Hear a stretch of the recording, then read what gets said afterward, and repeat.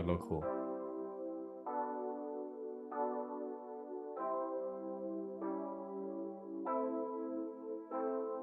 I know you haven't got on yet. Oh, you have. Every fall, the war begins. 4 teams, no love, just wins. From Philly Bulls to Dallas Stars, the passion runs deep and leaves its scars. New York pride in that Meadowland blue. DC dreams trying to break through. Rivalries on, but the fire stays fresh. Blood, sweat, tis the NFC East clash. It's the NFC East clash. Every yard fall like somebody got hurt. Trash talk loud, predictions bold, but no team falls. When the season unfolds, Eagles fly, Giants grind, Cowboys shine. Commanders fine, every fan base ready to feast. It's war every year in the NFC East. Coaches change, but the hate remain. December games in icy rain. From Dak to Hurst to sack his birth. The headlines write themselves by the first. You think you're safe, not in the zone. Your record don't matter, this is homegrown. They circle these games from summer to snow. It's bragging rights and a show of soul. It's the NFC East class legends made. Broken dreams and glory paid. 4th and inches, red zone heat. Miracles made on too many beats. Philly's mean, New York tough. Dallas loud, DC rough. No love, lost can of triumph. Just pride and peace. Welcome back to the NFC East. Thanksgiving lights, Monday night hype. A fan base ready to fight all night. They don't shake hands, they draw the line. This ain't just football, federal time. NFC East clash, no easy road. Every rivalry about to explode. Years of grudges, decades deep. Even the off-season can't make them sleep. It's forever fire in the NFC East.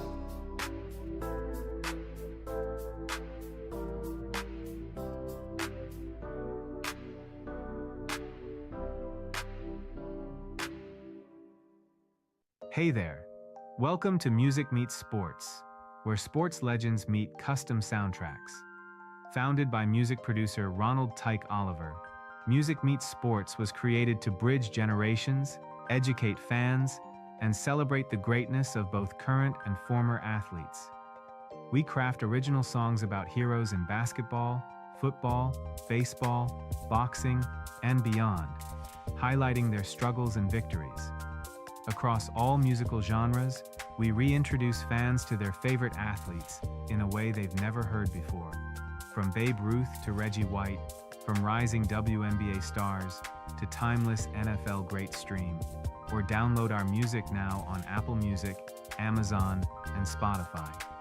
Visit musicmeetsports.org to explore the catalog, hear new releases, and join the movement that's preserving sports history, one song at a time.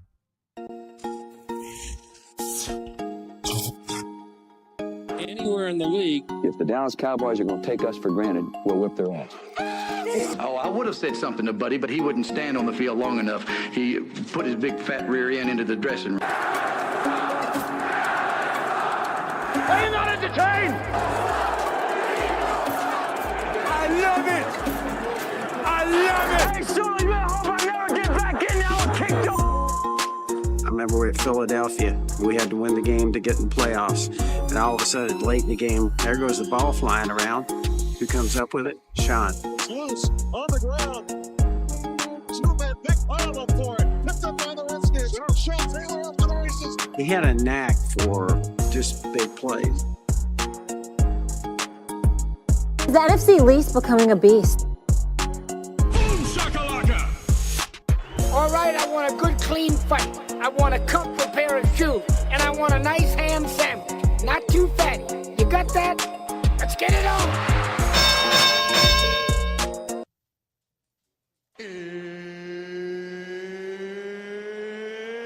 It's time!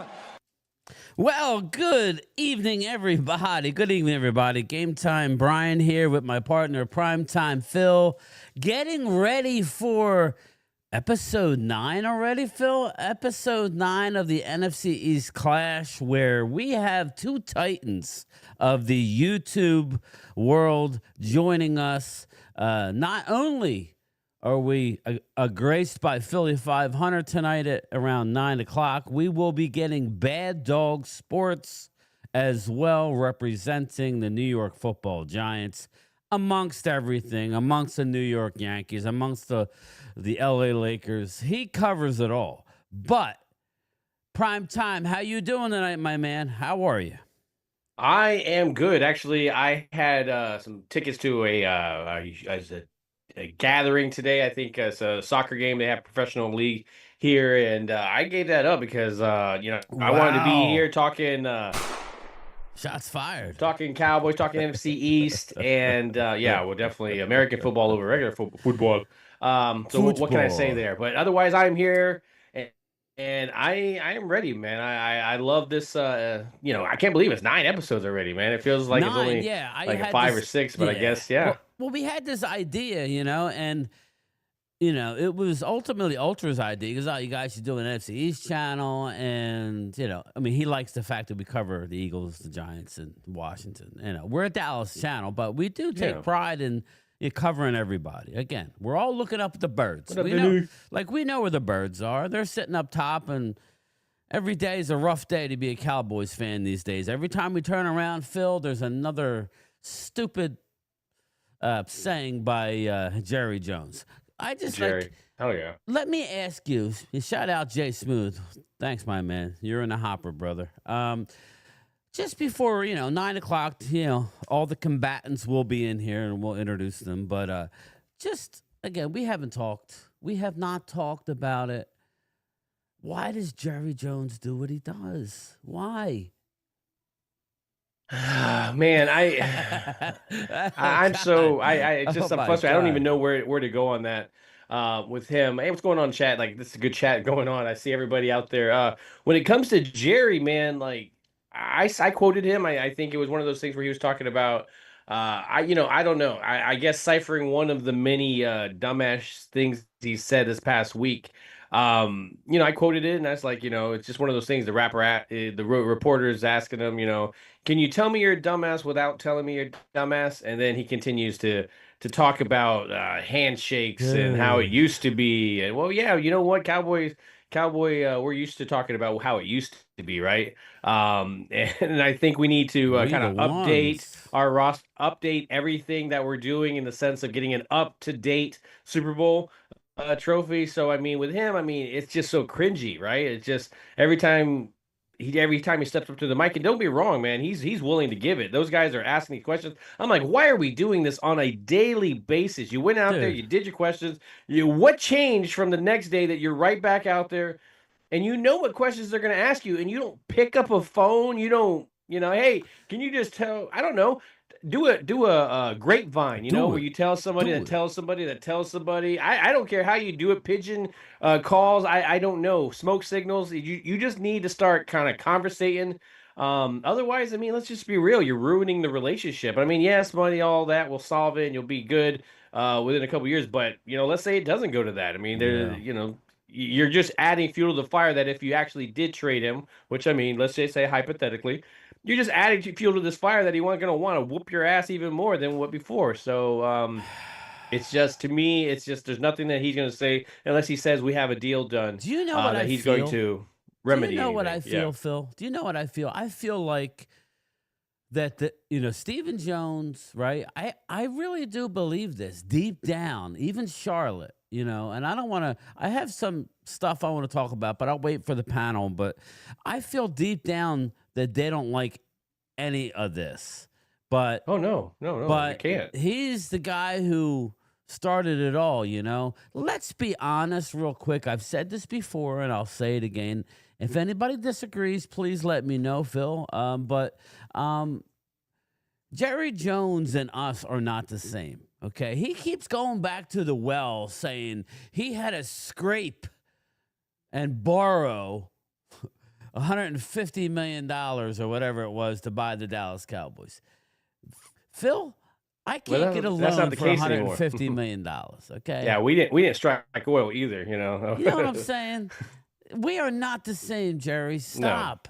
Stop it. I think the only time that Jerry and I become the same is when you ever fall asleep in the afternoon, you wake up, you don't know what day it is, all confused and senile. Yeah. You I think it's that's the the next moment that day. I think that's the moment that we're thinking the same because my God, what is he thinking sometimes? You're It's not doing anything unless you're going to talk nicely about him and talk about how, oh, I wanted a leader and this and that. You don't need to get in all of that. You just he talks like he doesn't know how to avoid questions. I mean, he does it all the time. He'll ask him a question, he'll ramble on about a balloon or something like that, and he never answers the question. And so you're going to say that you cannot do that on a situation where we're talking yeah. about about a leader on your team. It's just so Now, crazy how they do business.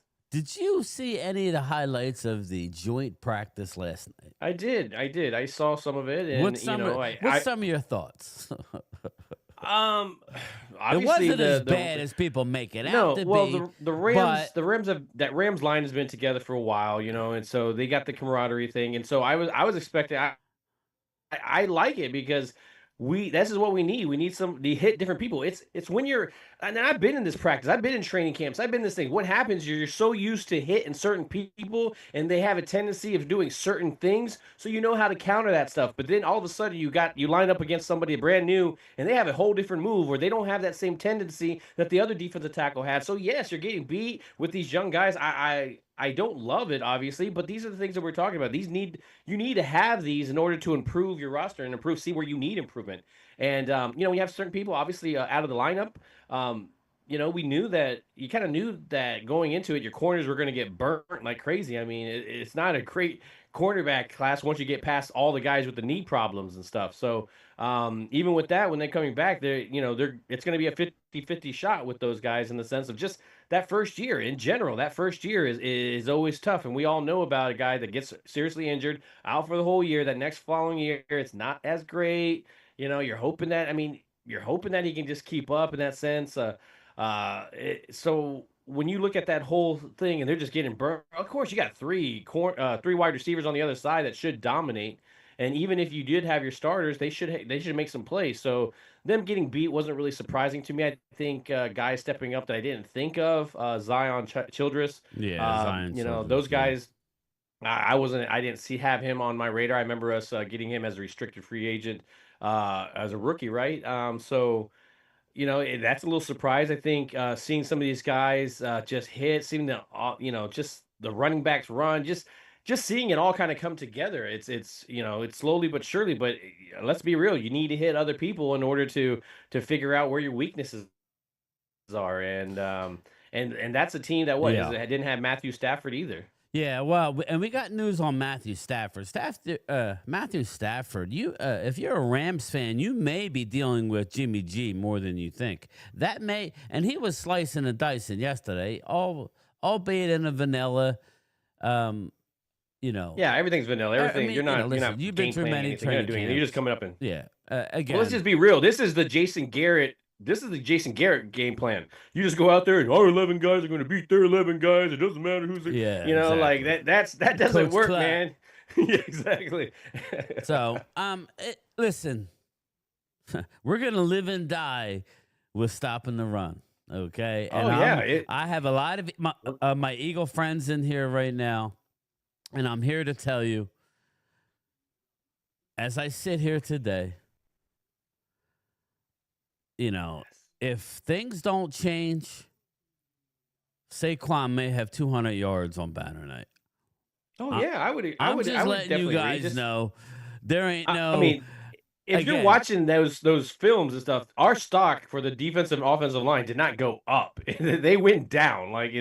So I mean, hopefully they can. As much as I would love to flex, right? I would love to flex and say, "Well, I know we're going to do this." Now, just some of the bright spots. Our linebackers yesterday were a bright spot. They were very active. Okay. Deron Bland was another bright spot, Phil. They did not throw in his direction. They did not throw at Deron Bland.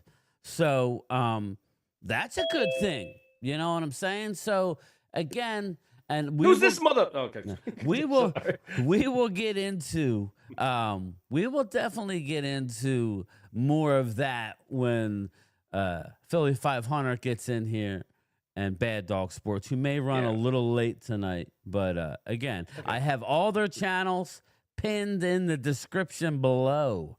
So in the description, you could, if you don't know who these gentlemen are, you could sub up to Philly, Bad Dog Sports, Primetime Phil. I threw Mark Holmes in there, the Godfather. Mark Holmes. Yes, I threw him in there. Me and Mark haven't done much in a long time. Mark's a busy man. Does Mark do any videos anymore? No. I don't know. Philly 500. Does Mark do any videos? I mean, does Mark do any videos? Is there a point where he's not doing a video? I think that's the question. The question is, does he do more than 10 a day? All right, listen, Philly, real quick. And everybody knows Philly. I got Philly's channel pinned in the description. Just tell everybody, dude, I was laughing so hard delivering the mail, man. Just, if anybody doesn't know, tell them what happened on the live stream the other day, man. Oh, yeah. So the whole Parsons news broke, that he wanted to trade. And I was like, somebody suggested in the chat, like, you should tell Mark the Eagles are going to trade for him. I'm like, let's do it. You were texting me let's put it out there. Yeah, you were texting me saying, I was texting is he going to fall for it? I'm like, damn right he's going to fall for it. And it was like, I was like, hey, Mark, rumors out of Philly, they're trading for Micah Parsons, 2 number ones. And then I said, let's see if he does a video on it. Like, what? 10 minutes later, the guy's got a video I didn't hear about from you it. for like a Does good no hour research at all. Did no research. Dude, it was so funny, source. Dude. You were his source, brother. That was I know. Hysterical. It's just Mark gets so rattled, he can't help himself. Here's the deal. I was more serious than I thought, though. When you were saying it, I'm fucking walking my mail route. So, and I'm listening to you, and I think it actually looked good for you because you said it, right? That the Eagles are in for multiple picks on Parsons. And then it came out, and then it kind of looked like you knew something. In reality, you didn't know shit. You were just throwing it together. No, I didn't know. I don't think. I mean, I don't think the Eagles were ever interested in him in that way. But the fact that he wanted to be traded, I think that at the same time it was that afternoon that it came out, and so the timing was kind of crazy. And the other thing about the whole thing is that for years I do this to troll, but I always call Micah Parsons future Eagle Micah Parsons because it drives Cowboy fans, especially Mark, up a wall. Well, so it was just the perfect scenario. Mark, of course, bit, and I've been laughing all week. Hook, line, and sinker. Well, let me lay out the green, like what we started here about, like, I don't know, a little over 2 months ago. We started a show on Wednesdays where we wanted to do it for the channel members, and then I threw in Cobb Pizzle. We had him on, and I'm like, all right. And then now all of a sudden people, I want Philly. So here. I mean, it has really turned into something, pretty special. But what we do is we do bring a couple channel members on here. So right now we got a Commander Chris in the house as well as Loyal Cowboy. But I want to introduce you. I don't know that you've ever formally met my partner. No, he did. Yeah, we went last year. Okay, Primetime Phil, ex-Oregon quarterback back in the day. He is way back in the day. Yeah, but still, that's it gives you a little more before Chip Kelly type of I'm stuff. a man from South Jersey, from Washington Township. You know what I'm saying? So you have a little more clout, even though me and you may disagree. But we're waiting on Bad Dog. But listen, bro. Chris came in. Just can we acknowledge Chris, man? Chris, what's up? Thank you for hanging out last week, man. We didn't give you a lot of room to talk, so I appreciate you coming back. Well, we had Terrence Parsons on last week, right before this all went down, Philly. So we kind of had a little bit of a jump start, and I got to ask Terrence some questions. What about the whole contract, and then Mike literally comes out, I think 2 days later, and says he wants to be traded. So no, it felt like it was the next. I don't know, man. Real quick, did his brother know? Did his brother tell you guys it was coming? He did not know. I think his brother is kind of out. I don't think he was in the loop, but Mike ain't going nowhere. Well, I mean, there Time was for a breaking point. bad dog. There was a point there that Mike did kind of call out Terrence in the sense that he's like, "Hey, whatever he's saying is not what I'm saying," kind of thing, and he had to kind of not retract it, but stand up in the sense that, like, hey, what he's saying is true. He's just really kind of dodging questions and everything as well too. But and then right in that afternoon, it seemed like all that stuff kind of happened. So it's kind of crazy how that went I got down. a super chat real quick. Dirty Sanchez. Bad dog. I'm glad you said the Commander Chris. I thought it was going to be Momo at first. Somebody scared him. Listen, Dirty Sanchez, Momo may join us later. He is going to join us later. So just, I think Philly met Momo before. But yeah, anyway, he's a Commander fan. I know a lot of people named Momo. Yeah. I know. Yeah, you and me both. Bad Dog Sports, welcome. What's up, brother? How are you? Thank you, sir. We're good. We're good. We're ready to go. Them Yankees got Bad Dog porn. Dude, whatever he has left out, huh? I'm here in South Jersey. I work with the guy. Yankees are breaking Bad Dog right now. Yeah, I'm a mailman. So the guy right next to me is a Giant, and he's a Yankee fan, right? And He feels my pain. He's been going on and on. He wants the coach fired. I mean, he's old school. He's like, this pitch count BS. It's like, dude. Yeah, I got an interesting thing about the Yankees, though, since I started doing the post games, because that Friday night game against the Marlins pissed me off. And I never do post game live videos for the Yankees because I just don't. And I had to do it that night, and it was really good. And I did it again the next day because they lost another tough game the next day. And this might have been 12:30 at night. It was like 12:30 in the morning, Sunday morning, like early Sunday morning. And I'm looking at my phone, and I'm just going through my, my messages or whatever on like Twitter and Instagram. So I get this thing in my Instagram DMs, and it says, "Been enjoying your YouTube post games. Keep up the good work, my man. Spot on." And it says A-Rod. So I'm like, yeah, okay. I'm gonna click on this. I'm gonna click on this, and it's gonna be some fan account. It's not really Alex Rodriguez. It's gonna have 400 followers. No, it's really fucking Alex Rodriguez. Dude, that's awesome. It's really Alex Rodriguez. He follows me on Instagram. And then the next day after they lost, he goes another gutless. I can show you. Where does it go? This is kind of backwards. Oh, okay. Yeah. But it says another gutless performance today. What time you posting your video? Dude. That's very cool. Very cool. My favorite freaking player. I sat there at like 12:30 at night going, no way. And my kid's like, what, Dad? I'm like, Alex Rodriguez is following me on Instagram. He goes, who's Alex Rodriguez? Yeah, God. I love those. I love those. Trying to tell him, but yeah, man. That was pretty good. I always said that athletes are shit. I always knew they did. What you're doing, You're like, bro. you had to let her know it. No, you know the one that was dating J-Lo? Oh, yeah, I know that one. Yeah, that's probably what it been. Yeah. He's only 8. He don't know who J-Lo is. Oh, okay. But that's got to make you feel good, man. That's got to make you feel man, because like what it tells me is I do know what the fuck I'm talking about. Fuck these Twitter haters and fuck all these people that hate your takes are shitty. Yeah, okay. Dude, at least you guys are more active, man. I'm not active as much as I should on his social media. I'm just not. I wish I was. It would probably help my channel, but I'm busy and I'm more active on Twitter like during the football season, and just because some of these people, it's a job to them. They sit there and they get out like 150 tweets a day, and I'm like, I don't know how you guys do it, but I don't have that much to talk about. Well, I mean, I work for the state, so I get a lot of. What am I doing here? I don't want that. I wanted to change my freaking. I want to change it. I want to change it to green. Great color. Yeah, it is. Yeah, I know. There it is. There it is. Great color. Screenshot it. Where's all my freaking virtual backgrounds? All right. Well, listen, we're going to start this. We'll go with Philly Loyal. Or do you have any questions for Philly 500 regarding the Eagles? We're going to shoot the shit. Don't get me wrong. But, we got Loyal Cowboy and Commander Chris in here. Loyal, do you got anything for Philly? My question is the same question I have for Leo and Drew. I know you guys won the Super Bowl. You had a great year. But how do you plan to repeat? 1 week at a time, 1 game at a time.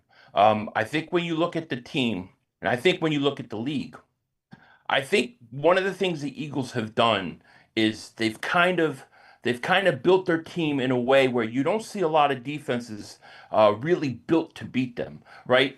Over the last however many years, the league has become so pass heavy, so worried about stopping the pass and getting the quarterback that I think a lot of these teams are not fundamentally built to stop the run. And when you get the offensive line that the Eagles have and that running game, I think that the Eagles are going to wear teams down. I think you got a lot of good teams, on our schedule, but if you look at a lot of them, they have a problem stopping the run. Now, the Kansas City Chiefs did a great job of it, but you look at a team like the Rams that everybody's giving what, oh, the Rams are going to be real good. They can't stop the run. Barkley had what, four carries in 2 games over 50 yards. So I think that the Eagles are right now in a situation where they're really built, where a lot of teams don't match up well with them. And I think that's going to be the advantage. Now, I think teams will catch up, next year, and, teams will start to adjust.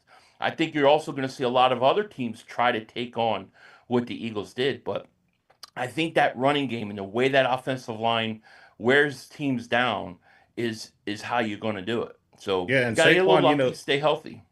yeah, Saquon, he's a hell of a player. I'll give him that. He's fast, he's athletic. I mean, there's gonna be a lot of teams out there that watching tape, and they're gonna look at you guys as the blueprint. I mean, you won the Super Bowl. It's and not there's rocket science. That's what pisses me off. It's not. But- It's offense and defensive line, Philly. Is it But not? but that's what I'm saying though. The teams Fucking have become dumb. so built to stop the pass and get to the quarterback that you've got a lot of undersized defensive lines. You've got teams that, even though they know what the Eagles are going to do, can't stop it. And then you look at that line. I mean, I just think they wear people out. And you go in and you get AJ Dillon, you bring him in. Hopefully, Will Shipley's ready to take the next step. But they're not building a team that is trying to fool people. People know what's coming. They know what they're going to do. But the question is can teams stop it? I don't think many teams really in this league are built to stop what they're going to do. Coyote with the super chat. Future Eagle Mozzie. They want no part of Mozzie Smith. They want no part of that stiff. Trust me, Coyote. They don't.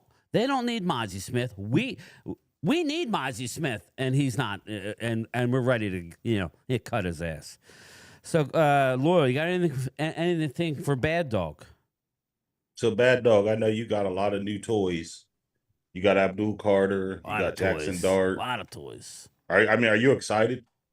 I said this before. I told Pizzle this, that I believe Abdul Carter is going to have a double-digit sack season this year. I mean, I don't want to use the word excited. I'm hopeful as far as the Giants go. Lord knows we've been here before. Excited every year. Oh, look at this new guy. Look at that new guy. Look at this new guy. 3-14, 5-12. We know.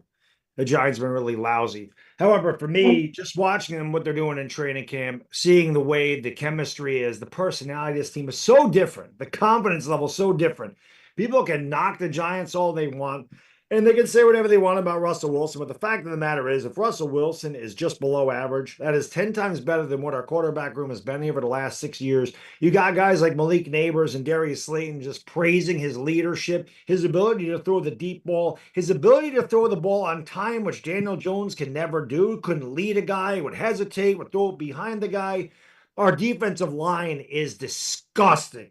I mean, if they say healthy, who you double team? You're going to double team Brian Burns? No, that's going to leave Dexter in a one. You're going to try to double team 2 guys. It's going to leave Abdul Carter one-on-one. This is why I think Kayvon Thibodeau needs to have a big year, because if anybody's going to get a single block, if they're going to single one guy out, it's going to be Kayvon. But you look at that. You added Darius Alexander in the draft. You added Chauncey Golston.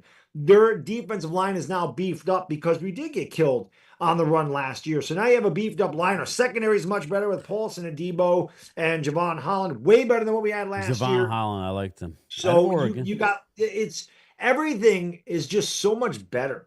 And again, I think the leadership of a guy like a Russell Wilson, and now you got a Javon Holland who's a leader in the secondary, can help a young guy like Deontay Banks, like Cordell Flott. I think the Giants have a good chance to surprise some people this year. If the offense is just average, this defense is going to keep them in every game. And I definitely think the Giants could sneak up and beat a couple of teams. And I'm saying it right now, we're going to kick Washington's ass week 1. That's You what always do, though. that's what's going to happen. Because we've always owned Washington. We're terrible last year. They barely beat us. They're going down.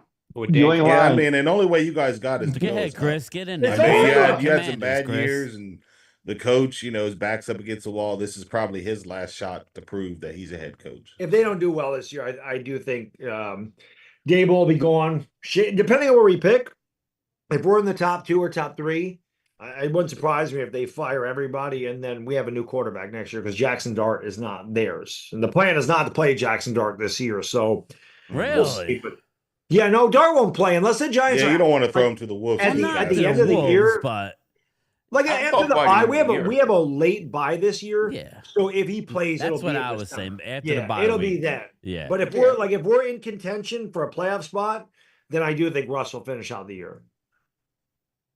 I do. Oh, okay, let me jump in there because I think Jesse had a super chat up here right before that. It said, Philly 500, you caught a rare 500-pound catfish, Mark.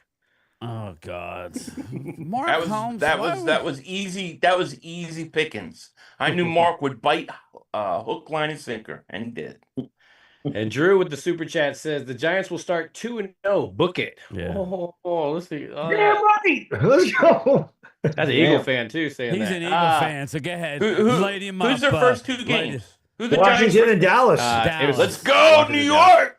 I think. Listen, I think that McLaurin should hold out and get his money. Yeah, he misses his and I think Micah same thing. Like if they got to miss some time, give what you're worth, guys. I told Micah's brother. I had him. Like we had Mike. It was last week, right, Phil? We had a Terrence Parsons on. Yeah, tell Terrence. And I told Terrence to tell his brother, go home, hold out. Tell Terrence Yozell be Iraq. We have another super chat for $5. We got Tony. Supposedly they're buddies, though. It's all fake. Yeah, he goes, hope I'm wrong. Got a funny feeling Washington takes the division. Chris is gonna like that. I don't know, man. I just right. Yeah, go ahead, Chris. Get in here, brother. Ask them a question, man. Ask whoever, Philly and then Bad Dog. I got plenty of shit to talk about, but you guys are your channel members who want to be involved. So go ahead. Ask him a question, Chris. I got a question for you, Bad Dog. The Eagles just saved their team itself. Their defenders. They got Kelly Ringo.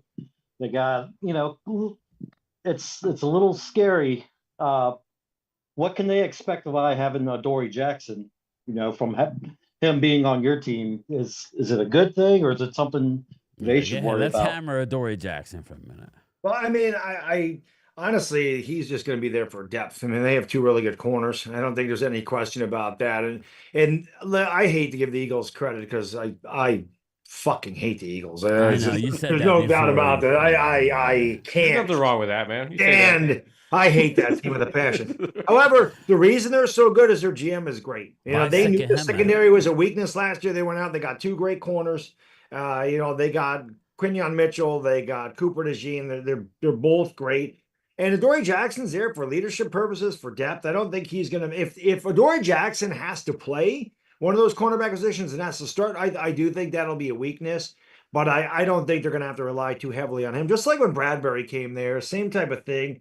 I think those guys are just there for depth purposes. I don't see them having a big impact if Philadelphia is healthy. I don't think Adoree Jackson's really going to hurt or help them one way or the other. Yeah, now let me get in here real quick because I wanted to ask Philly. Philly, you went and got Bennett from the Raiders. Now, and obviously we want your opinion, but let me just tell you, am I off base? I believe this has nothing to do with Ringo or Jackson.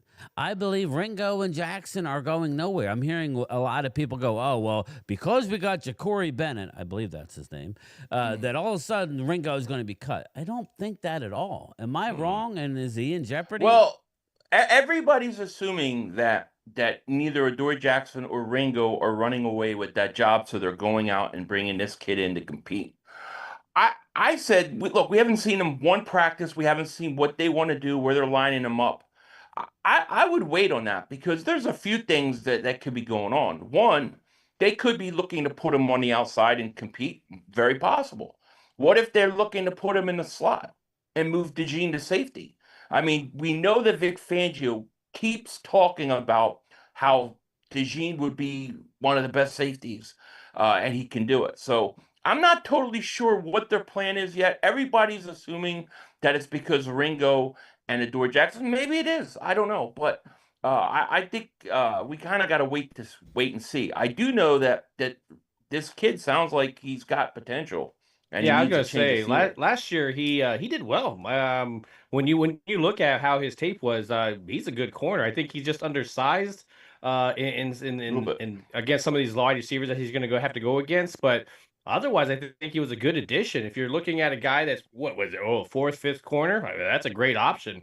Right. And so I think that's what a lot of people tend to jump on when they automatically see a guy like that. Oh, he's gonna be starting against number one wide receiver. No, man, like you got to give him some time. But I think his tape at the Raiders definitely kind of it's a little bit. It makes you open your eyes a little bit knowing that there's a good Well, future and now piece. we're And I was hearing, surprised Raiders left with him. well, like we're hearing how he matched up against George Pickens. And listen, I'm not going to, He won't be matched up against Pickens But I'm because just saying- CeeDee Lamb plays in the slot 80% of the time, right? He's the best So slot that means receiver in the league. DeJean will go on CD, and then Pickens will be on the outside, and Q will be on him.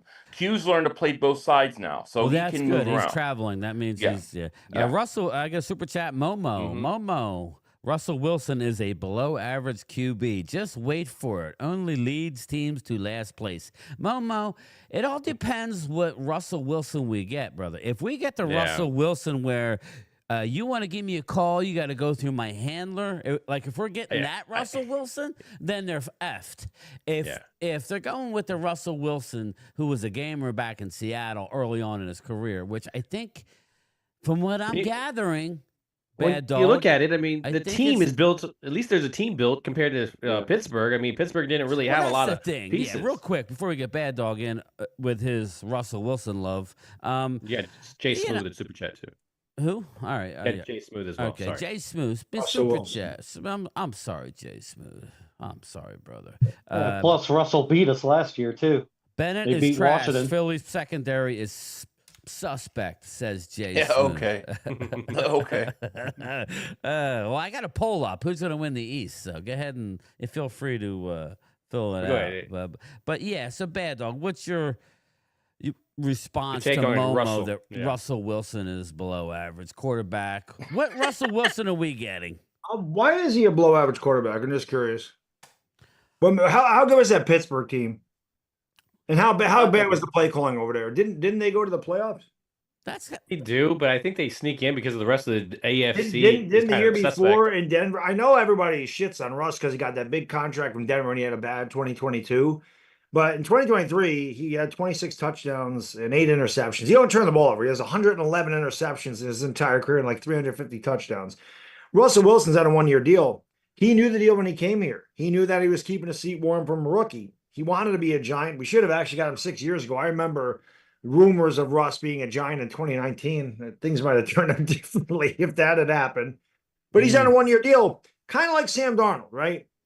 Sam Darnold went to Minnesota. He had a big year. He got paid. Russ is 36, so he's not a young quarterback by any stretch of the imagination. But he probably, if he has a good year with the Giants, probably could get a 3-year, $90 million deal from somebody that needs a quarterback, and everybody could use a quarterback. So Russ is definitely playing with a lot of incentives. He's a great leader. Yeah. I mean, like I said, everybody speaks so highly of him in camp and his leadership and his personality. Even the defenders are talking about what a leader he is. And again, this is just something we haven't had in the quarterback room. It helps huge when you have a guy that's a 10-time Pro Bowler, a Super Bowl champion, a future Hall of Famer. It's a much different attitude, and attitude goes a long way. Confidence goes a long way. I say it all the time. I don't care what you're doing in life. It could be football. It could be bowling, which I love to bowl. It could be weight training. It could be your job. It could be whatever the hell you're doing.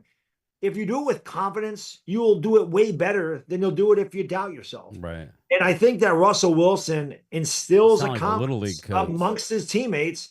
And that's why you're going to see the Giants play at a much higher level this year. He's not what he was. Nobody's saying he's going to be 2014 Russ, but he's way better than what we've had. And he's definitely good enough to work with Malik Neighbors, who is already one of the best receivers, if not the best receiver in the NFL. Because think about the numbers he put up last year, and that was Daniel Jones, Tommy DeVito, Drew Lock, and Tim Boyle. And he missed 2 games because of a concussion. Wow, that's a name. So Momo think about with the that. super chat. Stop comparing numbers of Russell Wilson. Oh, okay. That's all we can go with, Momo. Yeah. That's all we can go with, Well, brother. when you look at the team, I mean, we talked about it. The whole team. I mean, are you improving? We understand that the schedule is going to be hard.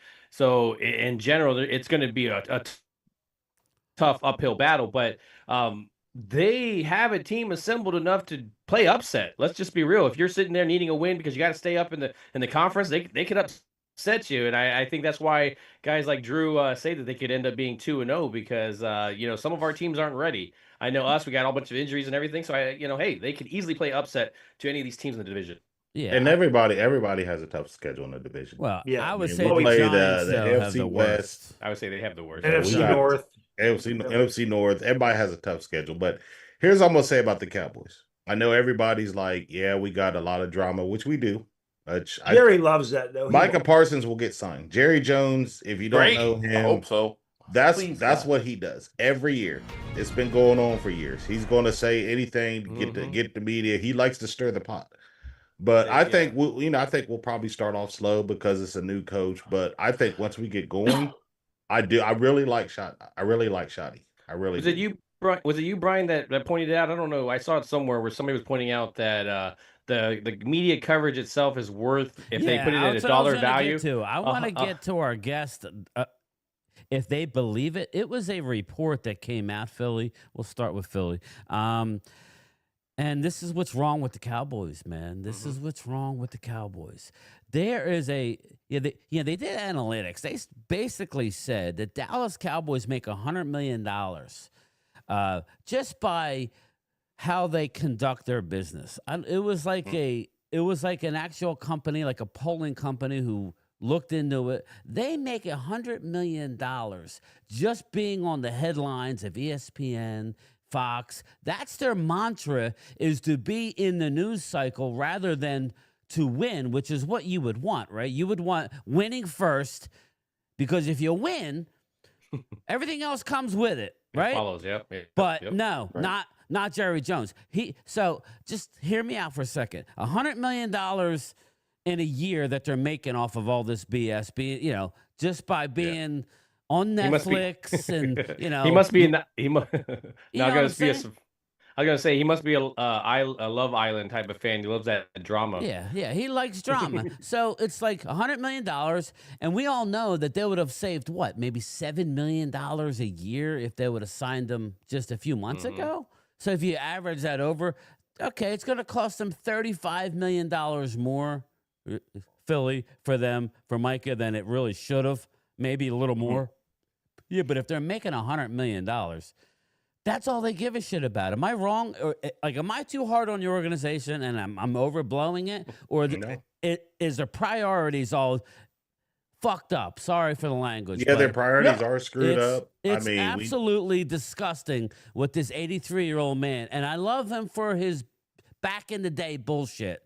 But this isn't back in the day. And I'm sorry, go ahead. Long live Jerry Jones. Yeah, but that's all I can say. Jerry just needs to. I love that absolutely. Guy. I think Steven's going to be worse. I think Steven's going to be worse if he stays in control. So I think you might want him to kind of push on, because if you think about any of these contracts actually being done at the last second, it's usually him. No, you're right. You're very right. Possibly, but why couldn't he do both? That's the thing I don't understand. You could still be in the headlines and still sign Micah Parsons 2 years ago. I mean, why not do both? Because he's stubborn and senile, and he doesn't realize that they're going to talk about you anyway, Jerry. He has ADS. What's that? Al Davis syndrome. Al Davis. Yeah, he's Al Davis. He's Al Davis. I thought you were about to say he's the only owner with CTE, but yeah, okay. So, Pizzle loves Jerry, but for all the wrong reasons.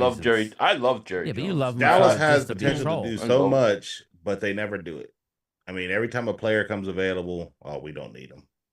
We like the players we got. They keep doing this stuff, and I'm gonna tell you guys that probably you're gonna hate on a Cowboys channel, but if I was the Cowboys and I was being honest with myself, you're never gonna win a Super Bowl with Dak Prescott. You're never gonna win a Super Bowl with the team you have. So why sign Micah Parsons and drag this on another 3-4 years before you have to rebuild for another 3-4 years. Thanks, Trade them, get a bunch of picks, and start rebuilding. And maybe in 3 years you'll be able to compete again because Dallas can't compete. I don't even know if they're going to beat the Giants out. They're not going to. The Giants are going to finish ahead of Dallas. Well, I mean, you guys. The thing is, you guys It's can't just look the truth. past this year. That's the problem too, as well. I mean, Well, see you the do team. realize we got a coach that has a chip on his shoulder, right? Well, he's never And played Shoddy, coached one he's game. he's never coached before. He's never had the opportunity, and I think that's going to add fuel to the fire for him. I'll tell you, I know a coach that used to have a chip on his shoulder. We used to call him Chip Dip Kelly. He traded all our talent. Chip and Jack, I remember. Well, I like Chip Kelly for I what he hate did him. for my Ohio State Buckeyes, but in the NFL, he was stunk. overrated. So He got rid of doesn't. Shady. You That know, was we don't know what your coach is. He may be great. He may not be great, but his I don't quarterback know. is still Dak Prescott. That's true. I thought you liked Dak, bad dog. I don't mind Dak, but he's just not a winner. He likes him because he loses. Yeah, Well, not to the Giants, we don't. That's okay as long as you don't win a championship. Listen, He's just had problems in the I playoffs. say this you all the don't time. want us to get too far out ahead of you. And to let you know, last time Dallas won a Super Bowl, I wasn't legally old enough to drink. And I just turned 50 on July 27th. Okay, so that tells you. Happy birthday. Yeah, thank you. That tells you how long it's I'll been. be 54 And we're still on top next of the month. league. Actually, in a couple And you know weeks, what? so. You know what? I think that this team, I mean, they're adding players now. They're not adding it for Dak. They're adding it for the Cowboys. So whether we got Dak or somebody else, so be it. I think you should let Micah come over and play next to Abdul Carter. Oh I my honestly God. think that the Penn State guys should get to play. And that way he can take his frustrations out. Are you going to give us a couple first-round picks? I mean, you're gonna. Yeah, I'll give you. You're gonna sign. You're gonna I'm sign. not giving Mike you a at first. No, I'll give you like 2 seconds. No, you're gonna sign Mike at a what? 'Cause he's gonna leave 45 anyway, million, so you might as 44 well million, take it. something like that. 30 Sanchez with the super chat. Philly 500. I hope you get your ingrown toenails and boils in your butt crack for saying "Long live Jerry Jones." Long live Jerry Jones. My Well, God. Philly won't know if he gets toe fungus because he don't look at his feet. I haven't seen him in 30 years. I don't look at that. Oh shit. Oh lordy. Listen. Feet are disgusting. Here's the problem with Dallas. They have enough talent to be relevant. That's going to be the issue. So that's called purgatory. I know. It's Yeah. like the remember the 76ers. Remember they were just good enough for years and years to get in. Look, how about my Eagles for years and years? We go to the NFC I Champ, know. can't win. Not good enough to get the picks you need. Yeah, not, I know. That's purgatory. Not bad That's- enough to get yeah. the picks you need, Yeah. rather. But I mean, I think Dallas really should consider trading him because for what they're saying, if you could get a Khalil Mack type trade, I mean, why not? Now, if we traded with the Browns, I would say yes. But because, you the can do it. Browns Give are a probably lot. going to have a bad year. Yeah, you They're got to gonna make have sure high it's draft with- picks. Yeah. So Yeah, exactly. I would consider a team like the Browns, but a team that's competitive, no. No. Yeah. Well, only a But team that's going to don't trade you think somebody. the fact that he said he don't want to be here and he's holding out for money or wants a contract, don't you think that the Cowboys lose a lot of leverage as far as They requesting might, yeah. for a They trade? might. Because there's no guarantee. He might just say, screw it. Yeah, but they got it for It- 3 it- years. it if seems they like- really broke it down. Yeah, here's the It deal. seems like Yeah. it's way more personal though. I mean, he It is, went it he went to does. Twitter in with that. detail It is. Yeah. about the negotiation. Do you know what he did? In my opinion, he really screwed you because if you're another free agent on another team, why would you want to go to Dallas after knowing all that stuff? They all I want mean, to go to nobody, Dallas. you're But that's going to been a have to repu- overpay even more. That's now been a to- reputation for they've to had. Dallas. I would say that's had a reputation they've had for a while. I don't think this is Yeah. going to spring to light all of a sudden something that it's just all that it's Jerry being. I think it's just gotten 10 times worse of what he does. Think about DeMarcus Ware, all these guys that you're re-signing, Zach Martin, all pro, probably going to be in that Ring of Honor and stuff. Let's be real. And then he still had to hold out in camp in Hold order to out, even get a yeah. conversation going, And That's so crazy. it's unfortunately their tactic, and it's yes, Philly's right in the sense that it deflects a lot of free agents from coming or even wanting to have a conversation here. When you hear about some of these big agents like Derrick Henry and everything, I never got a call and everything like that. Oh, well. And then Steven talks like, that's what I'm saying. I don't know what Steven does. I don't know what he does. It can't I be understand his worse with title, Steven, but what does he Phil. do? It can't be worse with Steven because Jerry is the guy who wants to be out and set a tone. Let me just tell you guys, I actually was feeling as about as encouraged as a Cowboy fan as I felt in a long time. And you say why? Well, we have a very young team, regardless of what you say, Philly, outside of Dak, and I know that's a big outside of, kind of the same reason the Giants, they haven't had a quarterback since Eli. Everybody wants to shit on Eli, but Eli, you know what I mean? He got 2 Super Bowls. So it's like I just felt like we had some momentum going. We were, and all of a sudden Jerry just popped our momentum. I know. Yeah, Jerry needs to live to be like 150 years old. The culture was really good. And then Amen. Amen to that. I'll donate a kidney to him if he needs one. Yeah, same. I got 2 of those. I give him a kidney if he needs one. That's what's. I mean, listen. I feel bad because I'm like I turn into a person where I'm wishing bad things, and I don't want to be that person. Come on, Jerry, step a friggin' side. You saw that car accident he got on a couple years ago. You're like, yeah.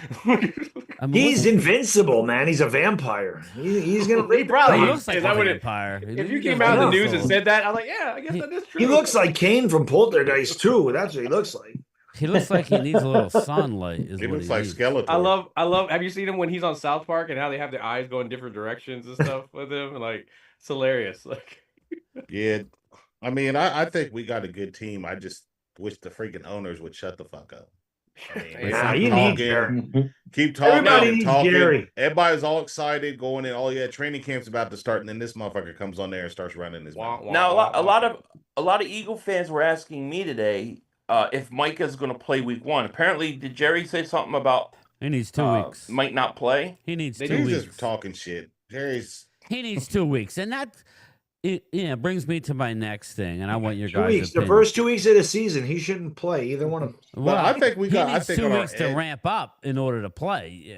That's what. Right. So he needs to sit out a couple weeks. It's okay. Again, I think we look pretty good on edge rusher, though. To be honest. Well, yeah, I would say with your tackles, I wouldn't worry about that. I mean, he has. We got Marshawn Nealon's unproven. Sam Williams.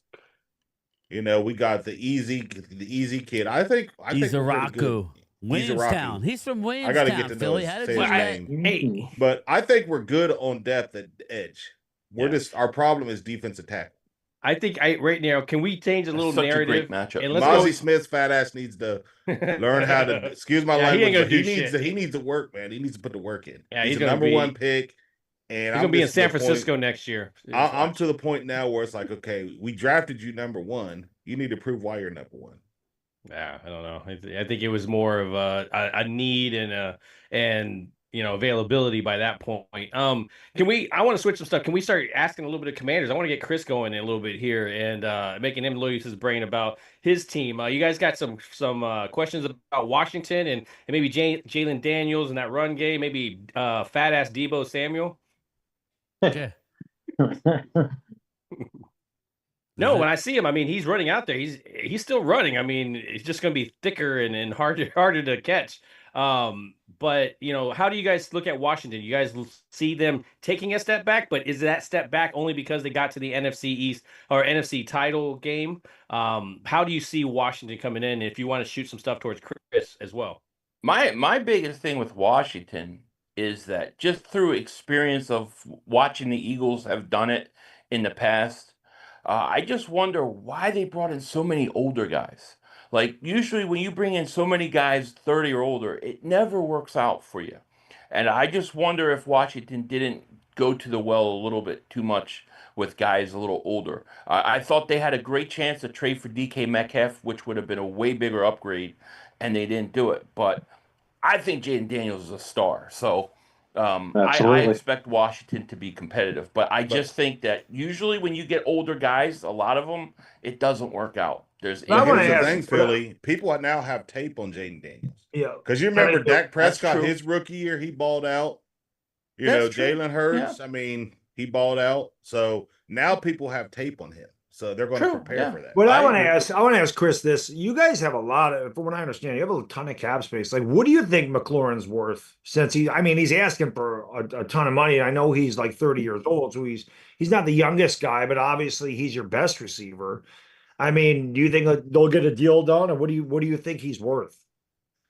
Honestly, I mean, if Snyder was the owner, is what they got. Bad dog. 17. That's it. Yeah, we don't have a lot. Okay, I thought you guys had way me more. too. That was last year. This year, 17.1. Okay. Anyway, go ahead. But if Snyder was the owner, he would have been already signed deal. He probably would have been higher than Chase. I wish he was still your owner. Yeah, really. Just like Jerry, right? Yeah, I mean, you talk about Jerry Jones. I mean, he was the worst owner in the league. I mean, he was terrible for us. Mm-hmm. He killed this franchise. But honestly, I think he's going to get $30 million. He's not going to get DK money, but they're going to try to meet him halfway and get him right about at $30 million, somewhere right where Mike Evans is getting. You think they'll get it done? Yeah, I think they'll. Go ahead. They'll probably get it done right at the end of September. I think that's where it's going right now. Perfect. As long as he takes week 1 off, you do what you got to do. Get your money, Terry. Real quick, let me grab the super chats here. We got Momo. He said, "Chris, please say something. You represent Washington." There you go. That's before you started going. Okay. And then Jay Smooth. Jay Smooth. This is something I'm going to want to talk about in a little bit. Is Diggs going to play week 1? There's a little bit of hanky-panky going on regarding Diggs, but we got time for that. I'll get to that, Jay. Thank you.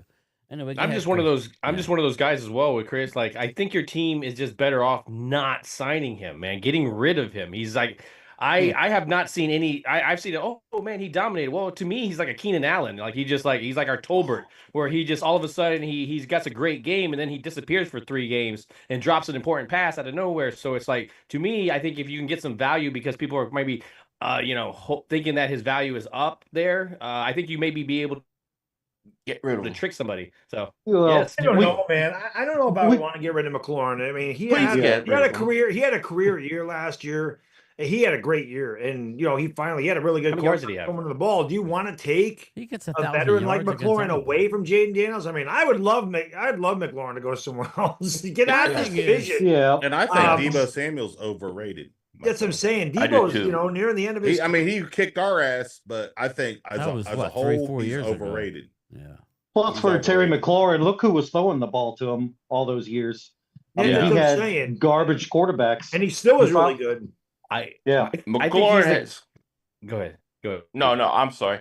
I just say he's killed the Eagles in the past. I mean, Mitchell did great against them last year, but prior years he has been a thorn in our side. Even with bad quarterbacks. So you get rid of him, send him to Miami or something. I'm okay with that. Yeah, I heard that. Something about him and a Tyreek Hill type of trade. I was just like, okay, those rumors. I was like, I think I fear Tyreek Hill a little bit more, probably impregnating the whole DC area. But otherwise, I mean, I think your quarterback makes those receivers better. I think he's one of those guys that when you put him on a roster, those value of those wide receivers go up a little bit more. So I think if you did bring somebody else in, I think there would be a good chemistry with them. I mean, just remember, there's not many Heisman Trophy winners that come in and actually do well. He's one of those ones where you can look at him and see his body of work and go, yeah, he's going to be a threat. And you've heard me say this a million times, as long as he learns to start freaking sliding and not taking hits. Yeah, he's a light in the ass, but he's.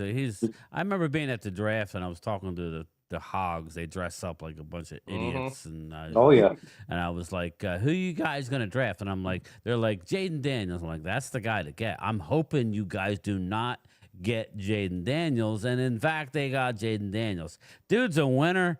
Again, he ain't gonna last. Well, is he a first, second overall pick? I mean, he better be a winner. I mean, again, I know, but we see this every year. Just think about this. Yeah, he's got as many playoff wins as Dak Prescott already. True. Well, most quarterbacks. Right. I can't argue that Philly 500. Dak has God. been. I mean, I'm getting. I mean, I've been a strong Dak supporter, but I'm getting to the point now where it's like, I'm getting tired of him. I'm tired of seeing him in these playoff games sitting there with his head down, looking up stars. I don't make. I tell everybody I want to see him over there firing these players up, yelling at the linemen, getting in their ass. But he don't do that. He got paid, the only man. thing I don't like about that. He's relaxing. I got paid. I'm getting that money. Well, that's what the thing about it.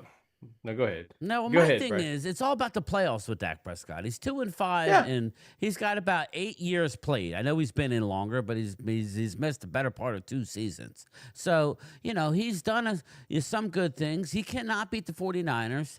The Green Bay game, okay, we didn't make the team punt, people.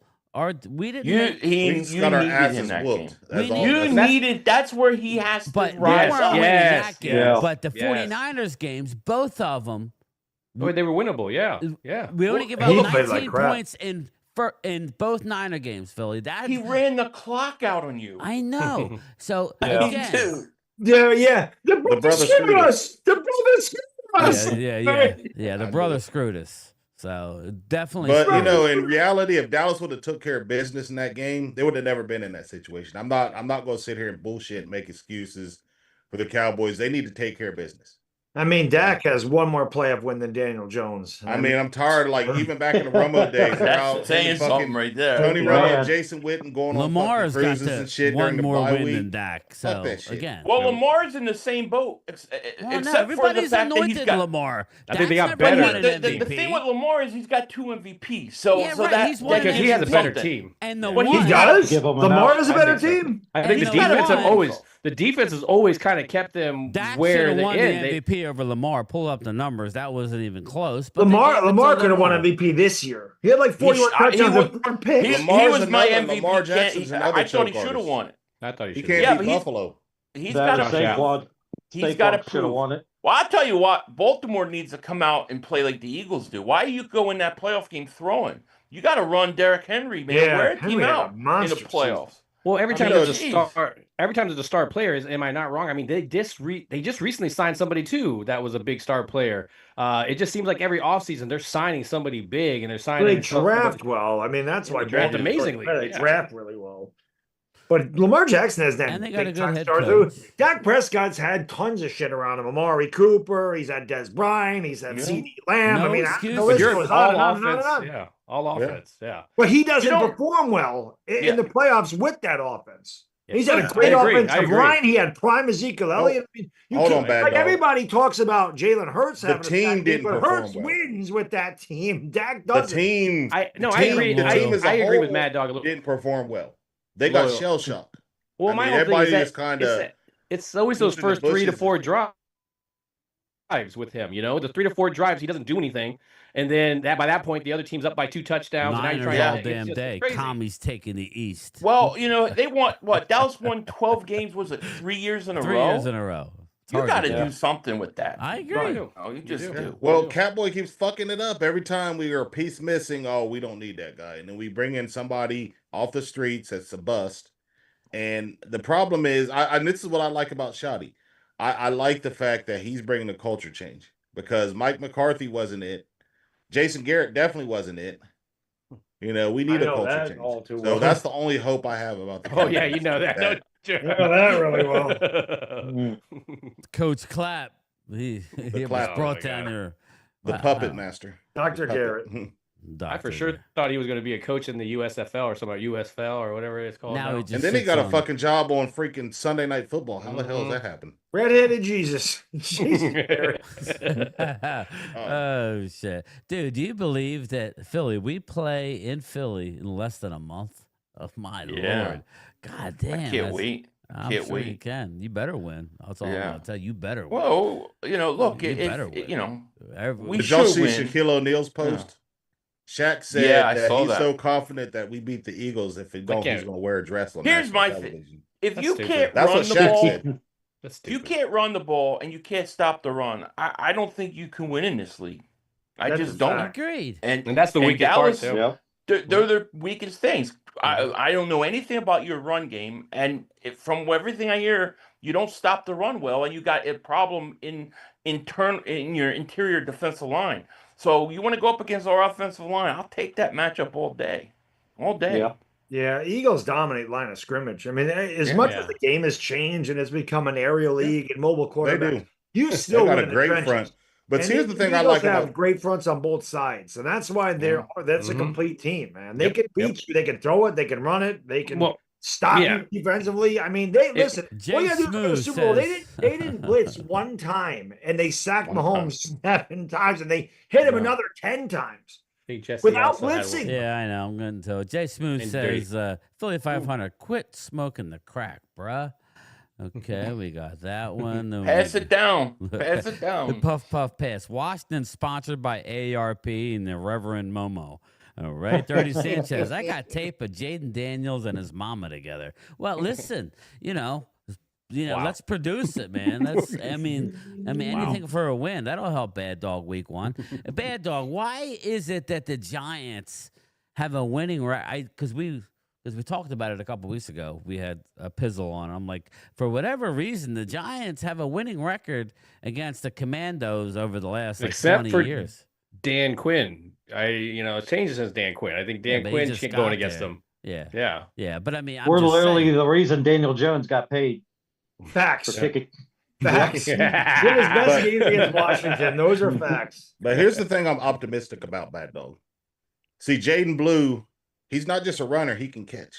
So as soon as they think he's going to run the ball, he can get a 5 or 10 yards and get the first down. So that's what I'm optimistic about. I really like that. I mean, he kind of complements that. We miss Tony Pollard. He ain't no Derrick Henry type of runner. He's not going to run over people, but he can get open. But he needs that complementary piece. I think, do you have that on the roster? If you putting, I heard somebody like talking today about it. Oh, you were talking about the different people in the roster, and they really felt like the veterans were all going to stay on the roster. And I'm like, yeah, I can't really see that. I mean, Deuce Vaughn, all that. Do you really see them staying? I think he gets a lot more opportunities this preseason, but I think this is the year that he finally kind of gets cut. But I at least look forward to the future of that backfield with Blue back there. I just worry about will Phil Maffa or some of those guys be able to complement him with a little bit more of a power run. Yeah. Again, Hallie Pierce, I kind of want the Cowboys to lose just to see Shaq in a pair of stripper heels. Now, what was that? Yeah. I did see something where Shaq's guaranteeing a win week 1. Yeah, that's what they were talking wear about. A dress on TV. But who says that? Like, is that from his mouth? Is it from his Twitter? Like, I did see the story, but I'm like, unless I hear $100,000 for making the bet. I think honestly, Shaq said that. I think Shaq's just looking for an excuse to wear a dress because he wants to wear one. Yeah, he will be wearing one. That's yes. He's gonna be wearing I can't one. see Dallas beating Philadelphia. Well, then the fact that basketball, you don't know football. I mean, like, really, that's what you kind of. I just don't get it. He's a Cowboy fan. LeBron used to be, but then LeBron blows in the wind. LeBron was a Yankee fan, then he was an Indian fan when he went to the World Series. You don't know what that is. Yeah, exactly. You don't know what he is. He's a bandwagon fan. Yeah, he's whoever invited me to their stadium last. Fan. Right, that's what he usually. You gotta is. love Shaq. I think Shaq's the one that just came out. I think I could be wrong, but I thought he was the one that came out and said, "Nobody's talking about I want to be like LeBron. Everybody wants to be like MJ. MJ will be the best forever, and that's just Jordan's the GOAT. Jordan's the GOAT. I mean, that and Kobe. Yep. Yeah, I get into that all the time. I'll take Kobe over because I broadcast Laker games, so I get that one on. I couldn't stand I don't get involved in it. Laker. All I say is this is just my way of averting the debate. Is I just say, listen, whoever is the best player when you grow up, that's going to be your GOAT. You be your guy. So I grew up in the '80s, and Jordan's the GOAT, and there's no debate. He really is. And he never lost in the finals. I'm a Lakers fan. He's undefeated in the finals. 6 MVPs. Never went to a Game 7 in the finals. Hey, Mad Dog, though. Scoring leader. Bad Dog. Last year, though, you had to get excited because I know I was when Luka got traded to the Lakers. I was just so in shock. I was like, this got to be fake. This has got to be not real. And then when I saw it, I was just like, wow. Oh, well, I'm a Knicks fan. I just broadcast. Oh, I thought. Okay. Yeah, so because the Lakers play late at night, that's a whole thing. When I started streaming, business. I started streaming, late night games because I have a wife and kid, man. Logan Motorsports, Philly 500. You are doing a great job. Philly's the best. Again, Philly 500. I kind of everybody says, or some people say, I'm a Mark Holmes wannabe. I actually look at Philly and how he gets to the chat, and I try and be more like that. There's 1,000 ways to do it, but he is. For my money, he's probably the best person as far as getting people involved. So I appreciate Philly 500. Philly 500 should be smoking a cigar and laid back. Listen, I'm sure he will. I will be smoking a lot of cigars. I would say through the whole season. That should be a thing, man. Here we go. If Dallas wins the Super Bowl, I'm smoking a Cuban cigar.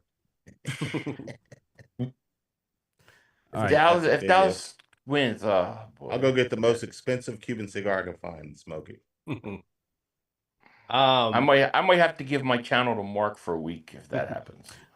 Just well, it's not gonna be this year. Mark had an emergency. I had him, just FYI. I told him to, send him the link. I said, come in a little late, but he just texted me he has an emergency, so he can't hop on. He saw I was here and he said, I don't want that. He's like, I don't want no part of Bad Dog. No part of Bad Dog. He heard the Dak talk and he didn't want any Did you part guys of it. do No your, That's right. Did you That's guys right. do your Dan Cilio show today? Did you do No, we didn't do it. Okay. He didn't have us do it. Okay. Yeah, I didn't know. No. I was busy. So I'm like, I didn't really. Normally, I kind of look in on it, but I didn't get a chance. Or as I call him, Mozzie Cilio. Mozzie Cilio. Yeah, it's an inside joke. I mean, he's right. He shits on Mozzie, but let's face it, he blew his career too. He should have been great. Philly 500 is a legend. Linda Conyers, a shout out Thank to you, Linda. Nice. Yeah, that's one of my Eagles. All this nice talk. I can't believe it. Let my wife hear some of this. You know what I mean? Yeah, right. Shit. Let me show her. No, just kidding. He already knows. What did I do? Linda, thank you. For your support, sweetie. I appreciate it. Linda's. I think she lives right outside of Philly. She's an Eagle fan. Leo, Linda's what's an up, Eagles brother? fan, but He she's cool interviewed people. Herm Edwards. I love Herm Edwards. You play to win the game, right? See, usually people think about that. I always think about that fumble recovery. It wasn't against the Giants, Yep. where he got that. Yeah, where he picked that up and because they were running the ball and they should have kneeled. That was the Miracle in the Meadowlands, 1978. Yeah. I mean, I'm old, but I was too young to remember that game. But I know all about the history. But you grew, but yeah. That was, that changed Eagles everything. have the Eagles have the Giants number. You know how, Chris? You know how you talked about how the Commanders got Daniel Jones paid? That fumble against the Eagles that got us Phil Simms and Lawrence Taylor, because as soon as that happened, the Giants were forced to get a GM and they brought in George Young, and we got Simms and Lawrence Taylor, and the rest is history. 1981, LT was a rookie, knocked the Eagles right out of the postseason that year. So the Eagles were defending NFC champions in 1981. And then, like I said, the rest. Now, that guy was scary. But that guy was scary. That was. There's never been one guy I've been so fearful of watching than Lawrence He's the Taylor. greatest player in the history. I feared him. So, Philly 500. Kick your ass. That's all I remember him saying on the sideline. This is what our channel. This is what our channel calls a Momo. He is in here. Yeah, listen, our 2%.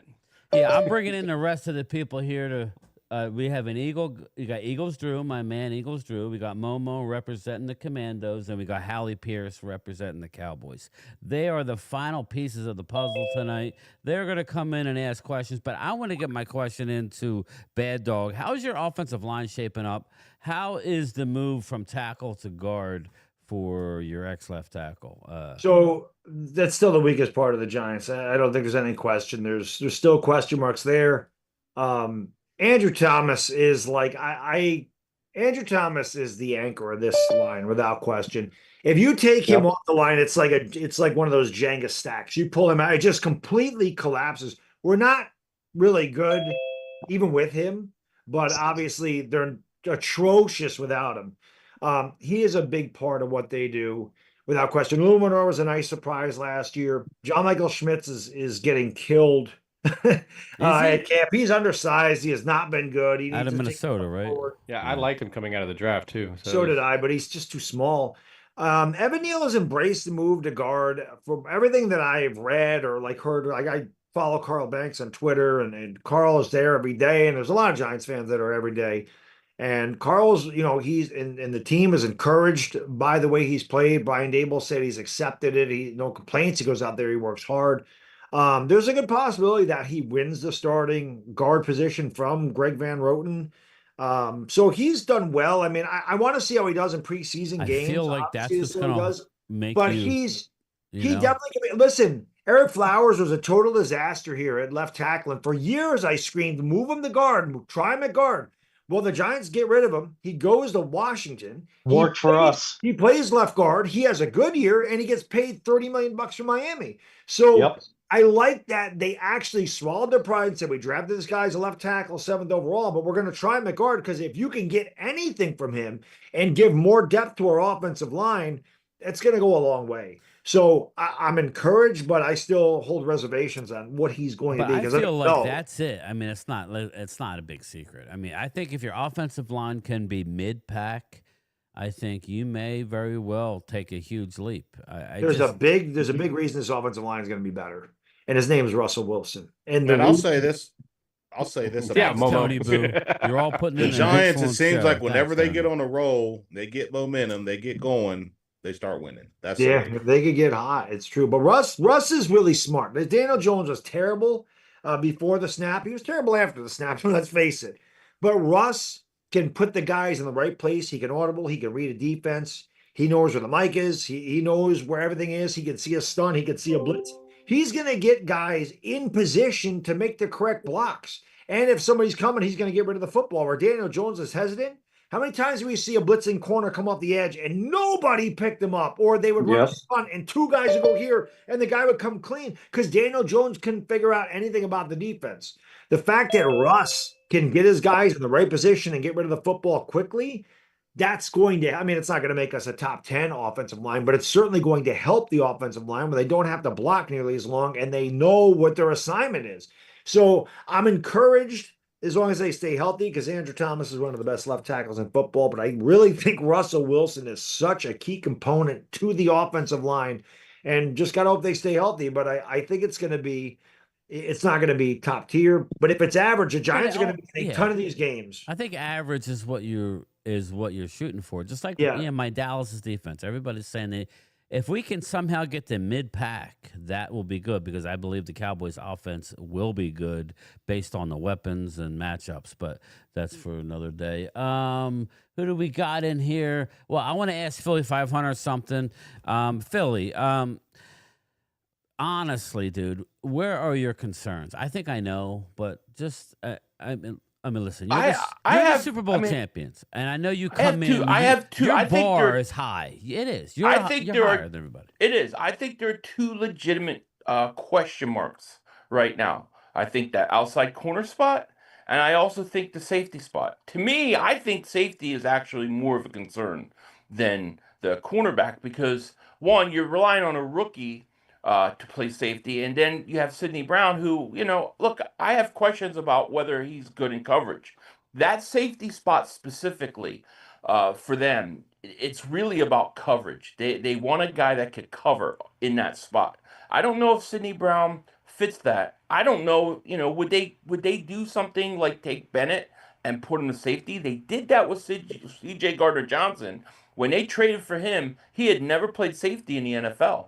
So I don't know. I think those are really 2 legitimate questions right now that got to get fixed. To me, the offense is pretty much the same. The defensive line looks great. I think the linebackers, I think this is the best group of linebackers we had since the early 90s. But those 2 spots are legit concerns. Twiz says Makuba is a dog. Brown is ready to power drive the Couch Boys. Brown is a hitter, and I like his attitude. I just don't know what he is in pass coverage. That's what he's going to have to answer. Dirty Sanchez, don't get ahead of yourself, Skippy. I think Russell Wilson is in it just for the paycheck. I don't care. I don't care what he's in it for as long as he produces. Because if the Giants aren't paying Russell Wilson, so whatever it is, you got him for a bargain. Play for that contract, right? Russ. Yeah, you got him for a bargain, didn't you? Because they released him. You're only paying him what, like $10 million. 10 million, something. Yeah, we're only paying Jameis Winston $8 million for 2 years. And that's the move I don't really understand. Jameis Winston. It's like I think if they would have known, they probably obviously they did. I'm going to tell you why they did Jameis Winston. They grabbed Winston as a backup. That's what it was. He got paid backup money. So they knew they were going to. I'm glad they didn't get Aaron Rodgers because that was another time. And I do not like Aaron Rodgers, but I think they wanted Russ. So what they did is they brought in Russ for 1 year. They drafted Jackson Dart.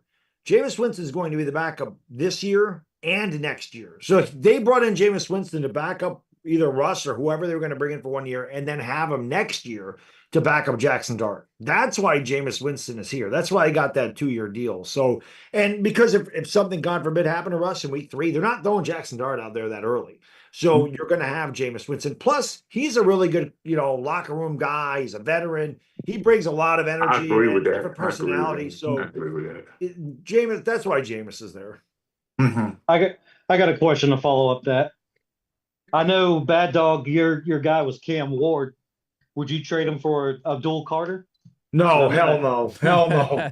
Hell no, man. Abdul Carter's the best player in the draft. Calm down, Jesse. It's okay. You were beating the table for Cam Ward. I did want Cam Ward, but we got Abdul Carter, man. I'm good with Abdul Carter. Jackson Dart's going to be better than people think. Just watch. Because the Giants won't do it to Jackson Dart. They won't do it to Jackson Dart what they did to Daniel Jones. Did you see Jackson Dart throw the ball Preach, dog, preach. into a moving boat? That was impressive. Yeah, well, listen, this is the thing. This year, the Giants took major swings at the defense. They drafted the defense. They signed a corner and a safety. I guarantee you, next year, it's all offense. They're going to draft offensive linemen. They're going to sign offensive linemen, and I guarantee you they go out and get a legitimate wide receiver, too.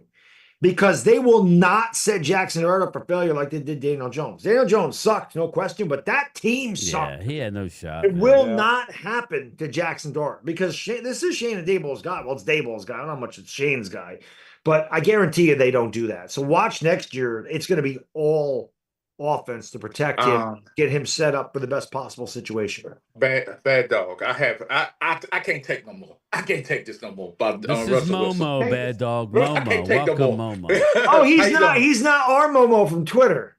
Giants got a Momo from Twitter. No. I'm the Momo. You ain't see nobody like me. Here's why I want to ask you a question. Okay, I'm the Momo because ain't nobody like me. I'm built different. Here's the question. You say if Russell Wilson, y'all got Russell Wilson, you get below average because you really break it down. He's similar to the quarterback Daniel Jones. He actually is because he's not a Hall of Famer. So the question is, I want to ask you, is that although they gave him for 1 year, what's the upside to bring out a quarterback like Russell Wilson for 1 year? You should have Jameson as the starting quarterback then. Because Russ is better than Jameis Winston. That's first and foremost. Russ I think won they're a the Super same Bowl. person. They're not the same. Russell Wilson. Let me say this to you, and I want everybody to realize what I'm about to say is the truth and it's the facts. The NFL is trying to be like MLB. They want all these statistics and stuff like that. Stop being the MLB. You're not a statistic league. Yeah, but this has nothing to do with the statistics. Watch the film. There's no way you can look at Russell Wilson and say he's like Daniel Jones. There's no way. I can say Momo, you are the only Momo because there's no way somebody saying Momo thinks Tom Brady should be in the Hall of Fame. Let me explain to you why, Bad Dog. Let me explain why. Because if you look at his history, if you hit his history with Seattle, he didn't win those games like that. It was the defense that won most of those games for him. Then he goes to Denver. Then he goes to Pittsburgh. Take that away from him, Momo. Anyway, let me get to the super chat. I'm absolutely going to take that away from him because he was not very good. I'm going to mute your ass in a second. I'm going to tell you what, Russ is going to whoop your ass week 1. Thank you very much. I doubt it. I doubt it. I told you, we putting a 50 burger on y'all boys. Sandeep Singh with the $5 super chat. Just wanted to give thanks to everybody for being here. This is why we're the best division in football. No foul mouth, just love of the game and sport. Thank you, I got Sandeep. a foul mouth. I have a bad mouth, Sandeep, but I think I know what Momo's talking about with the Giants. Oh God, not you. I think I get it. Why bring in Russell Wilson and win? But why win 3-4 more games when you could lose with Winston, pick in the top 3 again and get top tier talent and develop your quarterback? Because your GM has to keep his job. Yes. Yeah, because of what he did with Saquon Barkley. Thank you very much. Now, listen, that whole thing. They tried to sign Saquon. I don't know how many times they got to say it. Saquon. That was bad, dog. That was the worst thing ever watching him off, the hard The knocks. hard knocks was a bad look. Oh my God, It was a man. bad look. That was bad. Hold on, that Philly. relationship was fractured the year I before. love it. Hold up, Philly It was 500. fractured the year before. Before we give Momo too much credit, let me read the super chat, and I got to give you a little background. Momo also says Art Monk was overrated, and Darryl Green. No, Art Monk was good. Art Monk was good. And Darryl Green stinks. And Momo, unmute he's on yourself crack. and give your opinion of Patrick Mahomes. Oh, here we go. Thank you. Go ahead, Momo. You're muted. Unmute yourself and let Okay. Bad Dog and Philly 500 know about I'm Mahomes. going to say this again. I'm going to say, y'all guys don't understand me, so that's fine. But I believe that the NFL has, because the rules have made, there are more average and below average quarterbacks in this league that we want to think of. Because of the rules, Patrick has flourished. Tom Brady has flourished over the rules. So that makes them, now we want to put them on this high spectrum. If they was in the rules that it should be about football, we talking about tackle football, they wouldn't be as great as they was. That's just how I feel. Based on the rules, if I can't touch a quarterback, I can't put my body weight on a quarterback, if I can't sneeze at a quarterback, they could take advantage of what the rule says. Patrick Mahomes does it all the time. Hey, I'm about to go out of bounds. Nope, I'm going another 10 yards. So that's what the rules has done. I agree with that. I do too. Absolutely agree with you. The rules are set up to benefit the quarterback. I do too. I always say just give the quarterback a flag, especially Mahomes. Right. I think Brady, though, but I think Brady came in a time where they were still hitting. Yeah, I agree. Like it was right at the end, but he won at least one Super Bowl II while they were still hitting He won 2 Super Bowls on his defense. His defense won those Super Bowls. Yeah, but you got to give him credit because you can't have a guy versus the Rams. Last drive, he goes down the field and sets them up to win that first Super Bowl. That was clutch. You got to give him credit. No, for that. He got clutch. I give Romo credit. I can't get Mahomes credit, and I love to comment. Let me say this real quick, and I'll shut up. I will comment on what I said about Darryl Green and Art Monk. Darryl Green, in his heyday, he wasn't that great defender of the football. People gonna keep getting it twisted. I know you shaking your man, Chris Dooley, because I seen, if you watch those tapes, I went to those games, and I was at those games. He got burned all the time. What Darryl Green did, he had catch-up speed, and he'll catch up the receiver. He gets burned all the time. He didn't have a receiver. And he going that way. I seen Darryl Green get beat all the time. That's why I say he's not, for me, he's at the greatest Washington football team. Art Monk, he's up there.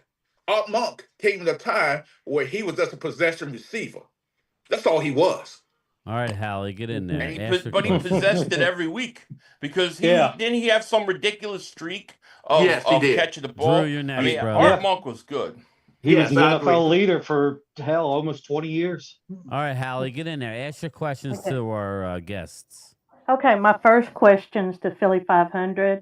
I'm Hallie Pierce. I'm a Cowboys fan, and I need to warn Bad Dog. I'm also a Rangers fan. Oh, there you go. Nice to meet you, Holly. Game time. Nice to meet questions you. of the day, Finally Cowboys. got to meet Philly. Anyway, Thanks, my Mark. question is, because y'all only had 3 losses last season to the Falcons, Bucks, and Commanders. Of course, you're going to face the Commanders, but the Bucks you're also going to face. And that was like your worst loss y'all had, 33-16. Yeah.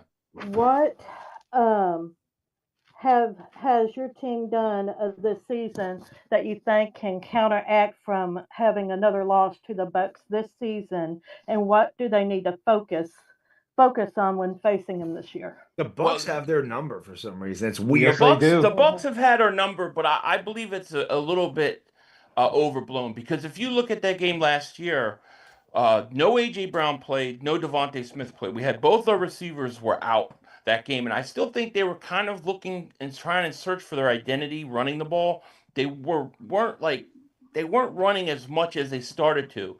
That game really kind of transformed them. That was the last game Avonte Maddox played.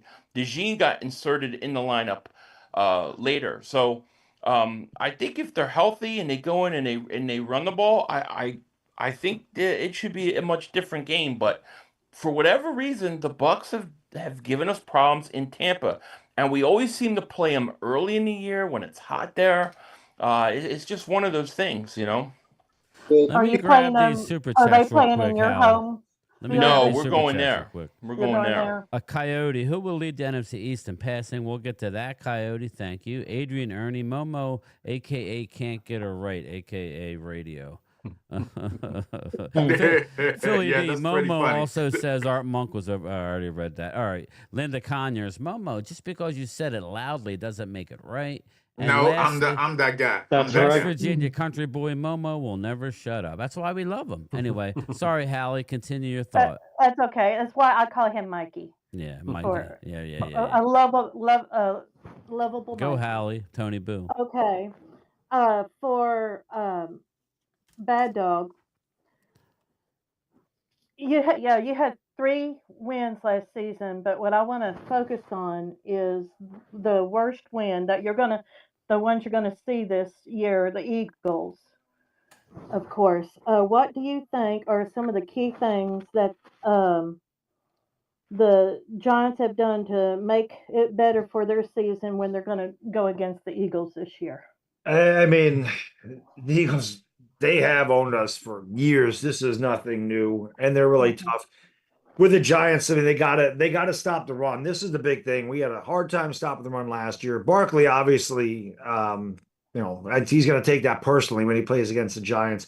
But if the Giants are going to be able to beat the Philadelphia Eagles, we're going to have to stop the run first, and we're going to have to get pressure on Jalen Hurts. It's really that simple. The Giants are going to have to be able to get there. That's going to be a great match. Mark. The Eagles really good offensive line against the Giants really good defensive line. I think the fact that the Giants have beefed up their defensive line and got more depth there, and the fact that they added a really good safety and a good corner, I think defensively they're going to match up a lot better with Philadelphia than they have in years past. Offensively, I still worry because, again, there's a lot of questions about our O-line. Russ is better than Daniel Jones, but I don't care who's back there. Pat Mahomes is back there in a Super Bowl, and they kicked his ass. So if you're not protecting Russ, it's going to be tough. But if the Giants are going to have a chance, they're going to have to do it by forcing turnovers and getting short fields. And we're going to have to rely on our defense in that game because offensively, against the Eagles' defense, I don't like the matchup. Defensively against their offense, I think that could be pretty close. So the Giants are going to have to get some breaks. They're going to have to get some turnovers because Philadelphia is really good. Like I said, it makes me throw open my mouth to say that, but they're good, and I can't deny that. Yeah, when I look at this division, if I can jump in there a little bit, Hallie, I think if any of these teams that are going to go against the Eagles, I think the Giants are probably stacked up the most. I mean, they look at that defensive line, the linebackers. I mean, they are probably the ones out of all of us that could probably kind of go toe to toe with them a little bit. I mean, but they do have a hell of an arsenal. But go ahead. I totally agree with Phil, and if I could just piggyback off of Eagles Drew in the house. Eagles Drew. Hey, let me just say, most Philly 500 salute, man. Long time. Salute to you. Mad Dog, same brother. Long time following, respect to you guys. I was going to say, you're in Twitter, right? No, but I'm okay. There's another Eagles Drew on Twitter then. Follow you guys all the time, and your comments, especially with the Super Friends, been a long time supporter. But just to follow up on what Holly was saying about the Eagles in Tampa, remember the year before we went to Tampa and beat them in their home. Last year, not only were we not we were without AJ and Schmitty, we also were missing the right side of our offensive line. Lane Johnson got injured. That's right. Mekhi Becton in the game with the New Orleans. So we were at a major handicap with those guys. That missing the right side of your offensive line, missing your 2 major weapons, and Jalen well in that game. And a lot of that is because of the right side of the line was missing. So I expect us to go into Tampa Bay this year and really put a number on those guys. And I do agree with Phil, is that I do believe the Giants have the defensive line to kind of match with ours to give us a problem. I don't think they can beat us, but I think they can give us some issues. I don't see any problems. I don't see that geriatric Washington offensive line giving us issues either. Okay, And I okay. just have a You like to thought-provoking. slide that in, Drew. What do You'll you keep what do you sliding guys my get? team. I don't care how old they are. They could be 95 and we're walkers. We gonna win the But they division, are, and y'all coming in last place. but they are 95 with walkers, Last Momo, and place. wheelchairs too. Momo, just be glad Debo had the baby. Yeah, Please. Debo had the baby. He's small. He's in fit shape. So stop Yeah, talking he about looks his weight. good, Debo. And He needs Drew, that. He got that and Ozempic. final He thing, looked Drew, good I for just want to 2 address weeks. this to you. You Momo, and the the rest of the suspect clowns father. One at a here. time, Stop talking about boys. my Okay. butt because y'all got this fascination of my butt. It's over with. Stop it. Okay. I have Go just a ahead. couple of thought-provoking questions. Um, Thanks, I Mark want to know, Hudson. and this is for anybody. I know a lot of people like their teams because their fathers or family members did it. But what was it that about your team that solidified you to become a diehard fan of them? And then the B part, if you can go back in time and you were given the power to be able to change something that your team did, what would it be? That's a great question. Mm-hmm. Well, I'll say I became a fan because of my dad. I've been an Eagles fan since 1977. My father was an Eagles fan. His father, my great grandfather, so my aunts. So we've been Eagles. I was born into this. I always tell people. So I've watched my dad when we suffered as Eagles fans because during I guess the modern Super Bowl era, as you guys like to say, in the '70s we were trash. But I would watch my dad watch this team that he loved because he did go to Franklin Field and see them beat the Green Bay Packers in a championship game. And I would be like, man, why you follow this team, Dad? He'd be like, man, I love this team. Bad Dogs just threw up, I think. Yeah. Yeah, I always throw up when it comes to the Eagles. Hey, bad dog. Anyway, Don't but get upset. you were asking the question, Hallie, to Bad Dog and Philly 500, right? Oh, well, she said anybody. Okay, I'm sorry. Yeah, but there's whoever wants to answer it. Yeah. 30 Can I answer that? As long as it's quick. As long as it's quick, yes. It would be the Eagles winning that first Super Bowl against the Raiders. Okay. How I become a Washington fan is because of my dad. If I could go back and change anything on this Washington team, if I could go way back, I will go back and somehow not have Daniel Snyder, if I had the power, not be the owner of the team. Definitely, if I That's could go one back. thing I will agree with you on. Listen, Philly 500, we can say the same thing. Amen to that, Momo. Philly 500, we could say the same thing for Harold Katz. Harold Katz back in the day, working out Brad Daugherty in his fucking driveway. My uncle owned a house over there in Voorhees, right around the corner. Yeah, working out Brad Daugherty, Harold Katz. Saying, oh, yeah, that's crazy. I mean, he's soft, right? So they went and drafted Jeff Rowland, and he did nothing but have, foot injuries his whole career. Yeah. And Brad Daugherty goes to the NBA Hall of Fame. Nah, I mean, for me, I was born into it too. That's my father, my grandfather, being from the area. So I was born into it. And I would say when I emotionally got attached was when Dick Vermeil retired and was crying during a press conference. And, I was watching the Eagles and stuff, but that struck me. And ever since then, I started rooting for the Eagles and became emotional about it, I guess you could say. To piggyback what you said, Philly 500, when I came employed by the Washington Redskins and I would sell Coca-Colas in the stands and I would see all these great players at the time, Sonny Jurgensen, Billy Kilmer, Larry Brown, and these great at that time, Darren Talbot, and all these like that, the Dancing Bear, Ron McDowell, all these history over the hill game. I was enthralled in it, and that's why I wanted it to be. I used to, yeah.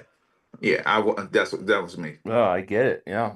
Momo, you got some good news with the RFK. It looks like the new stadium is going to be on the site of RFK. So that's good. It should never have left DC. But I mean, absolutely, yeah. But anyway, go ahead, Bad Dog. Sorry. I was gonna say for me, I mean that's just bloodlines. My grandfather watched the Giants since their inception in 1925, and I always tell a story. My dad was a big Giants fan, and my dad was born in 1954, so he saw a lot of really shitty Giants football for years. And I was 9 years old. It was 1984. My dad watching the Giants. I said, Dad, what are you watching? He's like, I'm watching the Giants. I said, can I watch it with you? And he's like, yeah. He's like, sit up here, next, sit on the couch next to me. And the first thing my dad said to me, he said, watch LT, watch 56. So I thought the guy's name was LT. I didn't know it's Lawrence Taylor. I didn't know it stood for Lawrence Taylor, but ever since then, it's just kind of was a bond with my dad and my grandfather. We would go to games a lot when I was young. I mean, we didn't have really good seats, but just being there was really cool. I remember on a whim, the only visiting stadium I've ever been to was the old RFK. We drove down in 1986. There was no SeatGeek and there was no StubHub, and there was you drove down there. You either got tickets. I've been there. Yeah. You know what I mean? So we went down there in 86, the game where LT had 3 sacks in the first half and Schrader threw 6 picks. That was 86. But I mean, in 1985, I think I really fell in love with all sports. 84, I started watching them, but I really got enthralled and passionate about it in 85. Obviously, the Giants got their ass whooped by the Bears that year. Everybody got their ass whooped by the Bears in 85. And I just know in 86, my dad, who would watch a lot of bad Giants football growing up, it was like tears of joy. And he told me, he said, kid, enjoy it because you may never see it again. And luckily for me, I saw 3 more after that. My dad's no longer with us, but he also saw all the Super Bowls that they won. So that's always special to me. And it's the same thing with the Yankees. It's just kind of like it's a family thing. It's blood. So my kid, he's got no choice. He already knows the Eagles suck. I taught him well. Cowboys are ass. Eagles are ass. We don't really hate the Commanders. We don't like them, but we don't hate them because they don't even have their own name. I mean, listen, man. Growing up in the 80s, I had the utmost respect for Coach Gibbs. I always loved Coach Gibbs, and I loved John Riggins. And I loved Doug Williams. So whenever Washington would make a Super Bowl, I'd always root for them. I never rooted for Dallas or Philadelphia in the Super Bowl. I always rooted for Washington. There's the kind of a soft spot. Maybe it's because I went to RFK. Because you guys always beat them. Well, that helps. I mean, we do. No team has beaten another team in the history of the NFL than the Giants have beaten Washington. So because y'all beat us that true. 1 year that went to that year y'all was going to the Super Bowl with the 3 times. You guys lost 5 games all year. We beat you 3 times. Yeah. Yep. Yeah. The NFC East has been like that, though. If you look at it, even back in late 80s, 90s, as long as I can remember, the Eagles would always beat the Giants. The Giants beat Washington. Dallas beat everybody. And then Washington beat the Eagles. And everybody beat on Dallas until they got really good. But, yeah. Well, in the 90s. I will say the history of the Dallas Cowboys. The Cowboys has always beaten the Washington football team. As a franchise, Washington lost, to the Dallas Cowboys because the Dallas Cowboys was a new franchise and opening. They beat us. It was the only game they won all year. There was 1 in 15. I remember that. Yeah. YouTube guidelines. I got to read this, Mark. Wow. So, Mark Holmes, if you're watching, brother, I'm sorry. I no longer needed to take sleeping pills. Thanks, Momo. I guess Mark Holmes couldn't make it due to having to hold Dak's sack. So there you go. Texas Poker. Poor Mark. He's getting beat up. He's not even in here. So, what I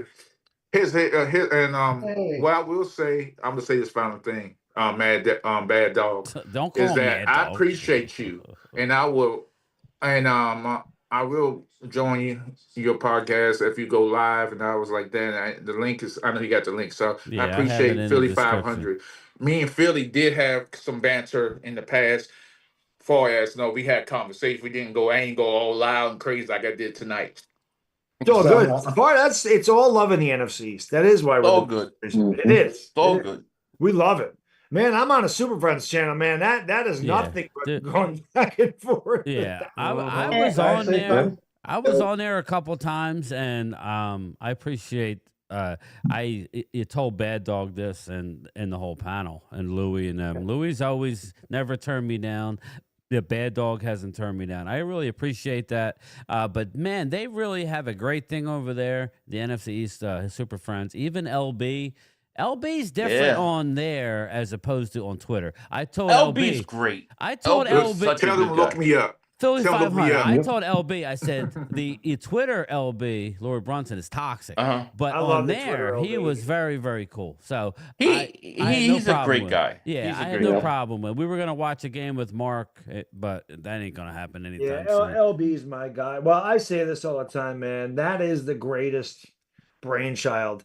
I don't give a shit what anybody says. I invented that. I'm the one that came up with that round table of divisional opponents during COVID because there was nothing to talk about. And I said, nobody's doing this. Wouldn't it be cool if I got a Cowboys fan, an Eagles fan, and a Commanders fan? Well, they were just a football team at that time. It was brilliant, To join me. So what content? Now, Philly was part of the first one. I had Philly 500, Mark Holmes, and Ed Oliver on the first one. Yeah. Then I had Louis T. Then I have the panel you see now with Law Nation and Louis T and LB. And I did another one. I think Philly was on that one, Vox Lombardi and Steve. Yeah. But the one with the guys and when that, for whatever reason, that one really took off. And then we would kind of do it like once a month. And all of a sudden it's like, let's just do our own channel. And then I noticed everybody started doing it. Even the beat writers did it for the Giants, or the Giants beat writer, the Eagles beat writer. I'm like, you sons of bitch, you steal my shit all the time. Kind of like Mark Holmes steals people's shit all the time. Come on, Philly, you know what I'm talking about. Speak. I know. I know. Let me get to the super chats real quick. Mouse 500 never got to answer what moment he wants back. I think. I never answered that either. Oh, me? Yeah. Both. Reggie White going to Green Bay. Yeah. That or Cunningham getting hurt week 1 versus Green Bay the year I thought they would have gone all the way. One of those two. For me, Bryce Pop, right? It's pretty. I think you guys know mine. I don't think I have to tell you. Or Eli, Eli was still your quarterback? No. The moment I get that back, the one that about 10 million people saw me react to. The Daniel Jones draft. The draft Daniel Jones. I don't want to do that again. I want to go back and take the pass of Josh Bad Allen. Dog. He's from my area. He was a horrible quarterback at Duke. Oh, preaching to the choir, my man. You're preaching to the choir. We know. That's why I reacted like that. I couldn't. I heard the rumors the night before that they were going to take him, and I'm like, who the hell is Daniel Jones? I didn't even know he was. I don't watch Duke football. Nobody watches Duke football. But Bad Dog, don't you think like all these people gave you crap, made you feel bad, and you were right. Right? You were right. At the end of the day, you were right. I wanted to be wrong. Thanks. You were right. I had the same problem with Derek Barnett. I hated that pick. I have a question real quick. Can I say something? Hold up, a West Virginia country boy. I just subscribed to Philly and Bad Thank Dog. you. Yes, Appreciate that. Yeah, we got to get to Jesse, but go ahead and get your question in real quick, Hallie. Oh, I just wanted to know whose rant was worse, Bad Dogs when Daniel Jones was drafted, or Philly 500 when he found out Jalen Hurts was drafted. Bad Dog. Oh, mine is legendary. Bad Dog's worse. Mine wasn't is ridiculous. Mine is. I watch it now and again, and I have to laugh. Like I got to record it. Shit. Real quick, let me get the super chat. Linda Conyers representing the Eagles. I'm keeping receipts, Bad Dog. I haven't forgot about that Hurts is riding the bus comment. LOL. Oh, he's a passenger. He's a passenger. I always say people like, who is it? Was a Cowboys fan talk today? It's where he's like, I'm bookmarking this. I'm like, you don't need to bookmark anything. I'm not a hard man to find. I don't hide. I stand there and take it. I'm a Giants fan, man. Yeah. I'm a Giants fan that's on social media all the time. I take my lumps, and I don't go anywhere, man. There's been a lot of lumps lately. It has been a lot of lumps. So that's all right. Hurts is a passenger. Well, like I told you on but he's a champion. The hell with statistics. Give me the hardware. That's what I'm talking about. People say Eli sucks. To me, all he was overrated. Well, that was the weird thing about it when they drafted Daniel Jones. He looked like Eli, It's Eli's illegitimate kid. It was like weird. I was like, you're trying to recreate Eli. The problem was Eli had that magic, at least early on in his career, when he wasn't running for his life. Defense. When he wasn't running for his life, He had a stacked defense. That's what did it. The issue with drafting Hurts was not that they took Jalen Hurts. Nobody had a problem with the player. The problem was you had just signed Carson Wentz to a massive extension, and you're taking a backup quarterback in the second round. People just did not understand. Billy, I'm going to tell you why they did that. I swear, I mean, I'll never know. We'll never know. I think it was the first round. Dallas did something. They jumped you or they took your player. I swear, Dallas wanted Jalen Hurts, and you guys took Jalen Hurts in spite of Dallas. That is a conspiracy theory that I will go to my grave with. That's interesting. I swear it was just preventative to not let Dallas get it. And it ended up working out great for you guys. I mean, it worked out beautiful. And he came out and said they wanted to draft Jalen. Oh, I didn't even know that. He came on and said that. They always say that when it's later on. When that they don't say that before. Yeah, Jesse, you're up, brother. Go ahead, Jesse. Ask our guest a couple questions. Okay, a couple questions, gentlemen. First of all, I am a subscriber to both of you. I've sent messages to you, and I have loved your shows, both of you. Thank you. I can't stand those damn Beagles. I live in Philadelphia, bad dog. I live in Philly. So believe me, I'm in enemy territory. Yeah, you are. But I'm still here. Damn right. All right. My question, first of all, Philly, right now that all the other teams seeing how you did it last year, you think your run pass is going to change? No, I don't think so. Like, I think a lot of teams have seen how we've done it. And I was saying this earlier. I think when you look at the league has become so worried about the pass and getting to the quarterback that I still think that teams haven't caught up to the Eagles and what they did. The Eagles are going to run first. I think they're going to be a run-first team. And I think they're going to wear you down with that offensive line. And even though teams know what they're going to do, I just don't know how many can stop it. And until the league starts to adjust, I think you're going to see the Eagles have success. And I think you're going to see teams maybe like Baltimore, maybe the Chargers. I think you're going to start to see teams try to do that also because the league right now is not built, in my opinion, to handle the run the way the Eagles run the ball. And I think that's what you got to take advantage of. Well, Philly, I think you're coming in last place. Bad dog. Let me read this super chat I'll real take quick, that Jesse. Let me get to the super chat, and then Jesse can get to his question. Jalen Hurts is the kind of quarterback. This is Twiz. We all know Twiz. Twiz the Jigger. What's up, brother? Jalen Hurts is the kind of quarterback that you either want on your team or never want to face. Fred Warner. Fuck what you think. Players. Okay. Players fear Hurts. Okay. Yeah. Listen, Twiz. I think the most valuable, just real quick. I think, in my opinion, as a Cowboy fan, the most valuable asset in Jalen Hurts is he's a winner. He may not put up the most stats. He may not be your prototypical quarterback. He just doesn't give the game away. Now, again, I would say he probably outplayed Mahomes twice in the Super Bowl. And it's tough for a Cowboy fan to say, but I'm a realist too. So that's probably why people like me on my channel. I don't just sit there and nut hug because I'm a Cowboy fan. I'm going to call it. I look at him. I think he's a winner, but he's never going to be. He's never going to be an MVP candidate. No, the way Bad Dog views probably Eli Manning is similar how I would view. That's Jalen not Hurts. a bad comparison. That's not not going a to put bad up comparison. the huge stats, but you put him in a clutch situation in a big moment, he's going to come up. And big. that's all that matters. And listen, Dak has put up the stats, Philly, but he ain't come doing right, a big moment. And Philly, I get beat up when I say I'd rather have a guy who's not going to mess it up and make a play here or there than a guy who's going to put up stats and then I got to hold my breath. And even Brett Favre, let's face it, he won a Super Bowl, but he probably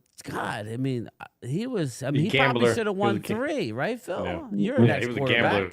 I mean, it's just it was a lot of times. nuts. I mean, think about that Minnesota when he was in Minnesota and he had that team. That team was ready to go, and then he throws a pick towards the end there, and you're just like, oh, just gave it away. That pick cost me a lot of money in my parlay too, man. Never forgive him for that shit. I love the pick that he threw to the Giants. I love the pick he threw to Corey Webster. Oh, yeah. That was great. I loved that. But that one beautiful. against the Saints, that one hurt my pocket. All right, Jesse, get to your question, brother. All right, to you, Bad Dog. First of all, I've told you before, but I'm asking all those viewers, you don't know. I've been a fan since 1975. I was there for the dark days of Scott Bruner. Oh, My onesies were Giants. My dad gave them to rest his soul, so I can relate. But I seen the birth of Lawrence Taylor, Harry Carson, all those guys. That defense was beast. I was there for all 4 Super Bowls. I see them all. My question is, one, that offensive line, yeah, I know it's shaky, but you think, first of all, Evan O'Neal, you think he'll help? I didn't hear you. Do I think what? Evan Neal, they switched over to the offensive line. Yep. You think he's going to be a helpful person there? Well, I mean, I'm hopeful. I think Evan Neal can beat out Greg Van Roten. I definitely do think he can. And again, the fact that Brian Dable has said that he's come out, he's really working hard. He's had some good reps. I mean, we see things on Twitter, and there was video of him going one-on-one with Abdul Carter, and he was by him. Like, Evan Neal wasn't even out of stance. So it looks bad, but there's no way Evan Neal is going one-on-one with anybody, let alone Abdul Carter, who should be. I want to see Abdul Carter destroy our line. I don't want to see anybody stop him. But the fact that Evan Neal's working hard and he's done a good job. I mentioned earlier, Carl Banks, I follow him on Twitter, and I see a lot of reports from Carl that says he's working hard and he's had some good reps and he's had some bad reps. He's a work in progress, but I am hopeful that they could find something and get some value out of him. I mean, we did pick him 7th overall. He failed a tackle, but a lot of people forget. I mentioned Eric Flowers earlier, was a failed tackle, moved to guard, was better. Justin Pugh, we drafted him as a right tackle. He wasn't a very good right tackle. We moved him to guard, and he was a Pro Bowl level guard. So there's no reason to think Evan Neal can't succeed there. He has a ton of talent. And maybe, just playing inside is better for him than putting him out on an island outside. So I'm hopeful. I mean, I'm not confident, but I'm hopeful that he can give us some value at guard. And just to give you a little bit of light at the end of the tunnel, that defense, the way it looks, it's reminding me a lot of back in the day. I hope so. Those are the teams I grew up watching, brother. Those don't teams. worry, Chris. Hold up. I remember. I grew up in the '80s, so I remember Harry Carson, Pepper Johnson, Gary Reed. I remember Elvis Toast Patterson, that song, Herb Welch. I mean, I remember the Joe Morrises and the Lee Roussans and the Lionel Manuels. I know Phil McConkey. Rambo, Bobby Johnson, Mark Bavaro. Mark Bavaro was a beast. I hate Phil McConkey. I get it. I get it. Bobo. I get it. We apologize. Me and Bad Dog apologize about your quarterback getting his leg broken, Melody. Nah, I just feel this is my take on the NFC East. What's going to happen? Washington first. Drew, you're on Giants deck, in brother. 4th. Dallas in 2nd, and Eagles in 3rd. Anybody want to take bets? I'm willing to take it. So there I'll we go. take it. I'll take that. I got you. Yeah. But really, I like that. I like that silver play button there over your left shoulder. Yeah, it took forever, but I finally got it. Yeah, congratulations. Wait, you just got your 100K plaque? You too. Hell yeah, I saw it. The hell? What did that take? About 2 years? Jesus Christ. No, I've had it for a while. Oh, okay. For a while. You know what? We got lucky because we got the bigger ones. They shrunk them.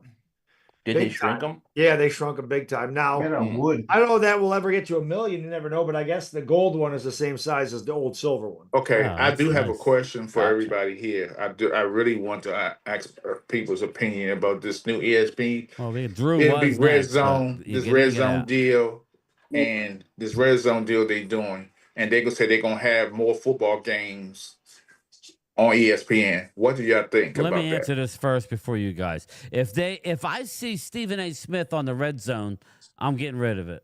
Okay, that's the problem. That's the problem I have with the red zone. What made it special was just football and highlights. I don't want to see the ESPN opinions. I don't want it. So if I see, just like when you had Stephen A. Smith trying to get him, like in the UFC, I'm an avid UFC watcher. I don't need Stephen A. Smith telling Joe Rogan what he thinks about, something. It's ridiculous. So as long as it stays the way it's been. The same person. I think he ruined Happy Gilmore too. So like Scott Hansen, and leave it alone. Let him go to his one bathroom break a day, whatever, and let him sit in front of the TV. I'm good. Anyway, go No, ahead. I think he wants to be a manager. He talked to I Roman don't want to Reigns see today. Stephen A. Smith, man. I hate ESPN. I know he was on talking to Roman Reigns today, talking about he wants to be a manager in WWE. Stay out of wrestling, please. Stay out of Anyway, wrestling. go ahead, boys. You answer the question. What's your thought on what Momo said? And then Drew, you're on deck. Drew, you're on deck. I got you, bro. I'm sorry, brother. I don't know enough about it to give you I bet fair $100, response. It's Disney, man. Disney bought it. Well, let's be real, man. They talk about ESPN and all that kind of stuff, but it's Disney. Disney owns that. So that's what it is. It's just them getting involved. Am I wrong, or do they already have Monday Night Football? ABC, ESPN. Yes, they do. So to me, it's just I'm with Brian. I think as long as they keep the analysts that I thought was going to give some insight, these ex-players, and really they're just the way they talk is just they don't give you any extra insight to the play of why they think somebody's going to fail or succeed. They ride the wave of popularity, and it's just it's terrible to watch. Well, that's why YouTube succeeds. That's why guys like us succeed, because if people want the real deal and they don't want this fluff and this bullshit and everything else, and they want a fan's perspective, they're like, I'm not listening to this. I can't tell you how many people tell me, man, I mute the TV and I listen to you call the game. Yeah, because I'm not boring, and because I can say stuff that they can't say on television. So I don't need to be, I don't need to watch my language and say whatever I want. Yeah, talk to you guys later. See you, Momo. Bye, Momo. Good meeting you, brother. See you, Momo. Take care, bud. All right. Bye, Momo. Philly. I followed both of y'all on your channel. Well, you already answered that, so you don't know. All right, Thank Drew. you. All right, Drew, get to your I'm sorry, brother. Momo, like when Momo gets going. Yeah. Oh, Jesus. Our 2%. All right, anyway, Drew. Go ahead, Drew. Questions pertaining to the Giants and looking at the future. One of the things that I have Dallas struggling this year is because they have a rookie head coach, new staff, and, they have a lot of question marks. So I think they're going to really struggle this year. And I really look at the Giants as really the competitor behind us that can really challenge because of what they've done in the past, what they've done to set themselves up for the future. Now, I'm hoping that Daboll, if they struggle and they fire Daboll halfway through the season or whatever, so now you're looking at bringing in another head coach, another coaching staff, and potentially another GM to establish a new culture. With a lot of the talent that you have, do you think that's really going to maybe give you guys a step back as you guys move forward? Or regardless what happens, would you prefer to keep Daboll to kind of continue that culture going? Because I think that the Giants have something really good going right now. I don't think Daboll would be fired mid-season regardless. I think they would hold on to him until the end of the year. I don't know why, what they would do as far as firing him, because, again, I think if they have another year where they're 3-14 and they're picking top 5, they're gone. And a new GM is going to come in, and a new GM is going to want his own quarterback. But I really think that unless they have a year like they did last year, or they're just completely embarrassed, I think these guys are safe. I think if they win, honestly, if they go 6-11 or 7-10, but they're able to finally beat Dallas and they can beat Washington and they have a tough schedule and they beat some of these teams or they're really competitive with Philadelphia and they show, improvement as their trajectory. I think they took Jackson Dart with the thought that, you know what, we're going to trade him and get him because John Mara is going to let us have a couple of years with this kid. So, like I said, unless this year is a total disaster like last year's was, and I don't think it will be. I think that will be competitive simply because of our defense and the fact that Russell Wilson doesn't turn the ball over the way Daniel Jones did, so we should be in a lot of these games. I think they're going to have a chance to build around Jackson Dart. I really do. So unless they're 3-14, 2-15, and they're looking at the number 1 pick of the draft, I do think these guys are safe, and I really want them to be safe because too much turnover leads to inconsistent football. I mean, we've had head coaches, 4 head coaches in the last, 8 years. McAdoo was 2 years. Judge was 2 years. Shermer was 2 years. And Daboll got past year 2. So I'm hopeful because you look at organizations like Pittsburgh, they're always competitive because everything is always very stable. And that's what it is. It's one thing to lose your coordinators because you're on a good team and they go elsewhere and get head coaching jobs, but to constantly fire guys, offensive line coaches, coordinators, head coaches, your players can never really get a feel for what they're doing. They got to learn a different playbook every year, and then you got to start over. So yeah, I really want those guys to stay around. So I'm looking forward to it. I think that they're moving in the right direction. I think getting rid of Daniel Jones was a big step in the right direction. Amen. I have a question for Bad Dog. Can I ask him a question? Yeah. I don't have 6 toes, Philly. No, I know that. I know what them things look like. If the Giants, let's say, are out of it come trade deadline time, do you think they trade Thibodeau? That is definitely a possibility. The thing is, the trade deadline's so early, but that is the one guy I can definitely see them moving on from, because they did draft Abdul Carter. They do have Brian Burns. So I could definitely see them, if they could get some draft capital for Thibodeau and he's having a good year, but we're not. That is definitely a possibility. I thought that may be a possibility before before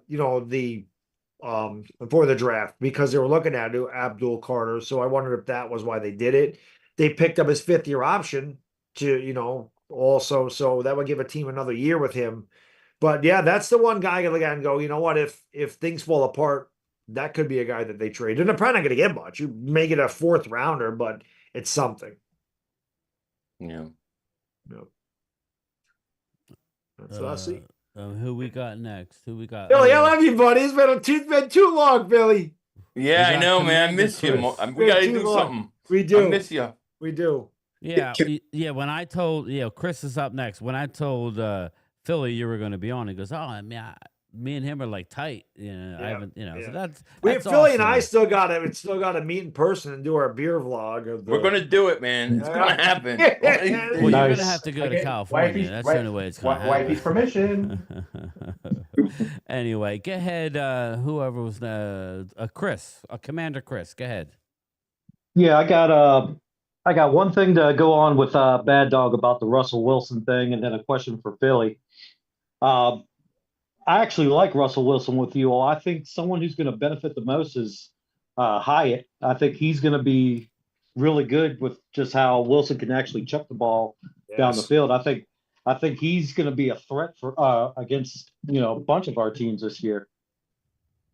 Yeah, I'm very hopeful for Jalen Hyatt. I mean, we traded up to get him.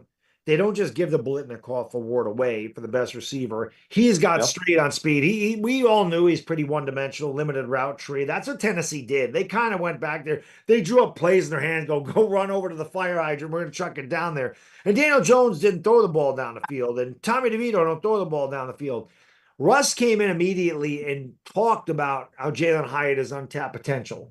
And I think, again, you get a veteran quarterback, a guy that's going to the Hall of Fame. I don't care what Momo says. Russell Wilson's going to the Hall of Fame. The Super Bowl champion. He's a 10-time Pro Bowler. He's got 350 touchdowns, 111 interceptions. He's going to keep. When you got a guy like that comes in and immediately gives you a boost of confidence, and this kid is going to say, wow, he believes in me. The fact that Russ has no problem throwing the ball down the field, the Giants could take advantage of Jalen Hyatt. He's not going to be a guy that catches 9 passes a game, but what the Giants could do with him, and I'm not saying he'll be as good as this guy, but Deshaun Jackson would always be a guy that might catch 3 passes, but he'd have 2 60-yarders. And that's something Jalen Hyatt brings. He can stretch the defense. And Malik Neighbors can now stretch the defense, which allows guys like Wan'Dale Robinson to work underneath. And because Russ can throw the ball on time, Wan'Dale Robinson, who's supposed to be a yak monster, will now get yak yards. So Russ really does tie this together. And again, listen, I guess we've had Daniel Jones, so Russ seems like he's like a top 5 quarterback to me. I know he's not, but he can just do so many things that Daniel Jones didn't. I think it's a good fit. In my opinion, it's a good fit. It's a good bridge. He's an older guy. I think it's a good fit for this year. I actually agree with you. I think it's a good fit, and I do think Jackson Dart has potential, but I'm with you. I would not want to see him not early, anytime soon. Anyway, go ahead, Chris. And lastly, Philly, who do you honestly feel is your biggest threat in the division? In the division? Yeah, probably Washington. I would say in the division's most likely Washington. Sorry, Dallas. I think you're taking a step back this year. I think the Giants might even be better. They will be. Wow. Yeah, I I think Washington is definitely a threat. And then if you want to say conference, let's say take it one step further, I would say the Rams and Detroit. I think those are the two teams that we're going to have to deal with. Yeah. Next, who's next? Before we go ahead, Hallie. Go ahead, Hallie. I want to know, Bad Dog and Philly, who are at least one player that you're hoping doesn't make the team on there? I know that, Phil, you had a problem with Gainwell. Yeah, he's gone. I just want to know. I just want to know what name I put in my cheer. Oh man. I was like, Gainwell, he's our man. If nobody can make Philly 500 meltdown, nobody can. So I need to know what name to put in there. Right now, I don't have a name for you. I'm good with everybody, but give it a few weeks, and I'm sure there'll be somebody.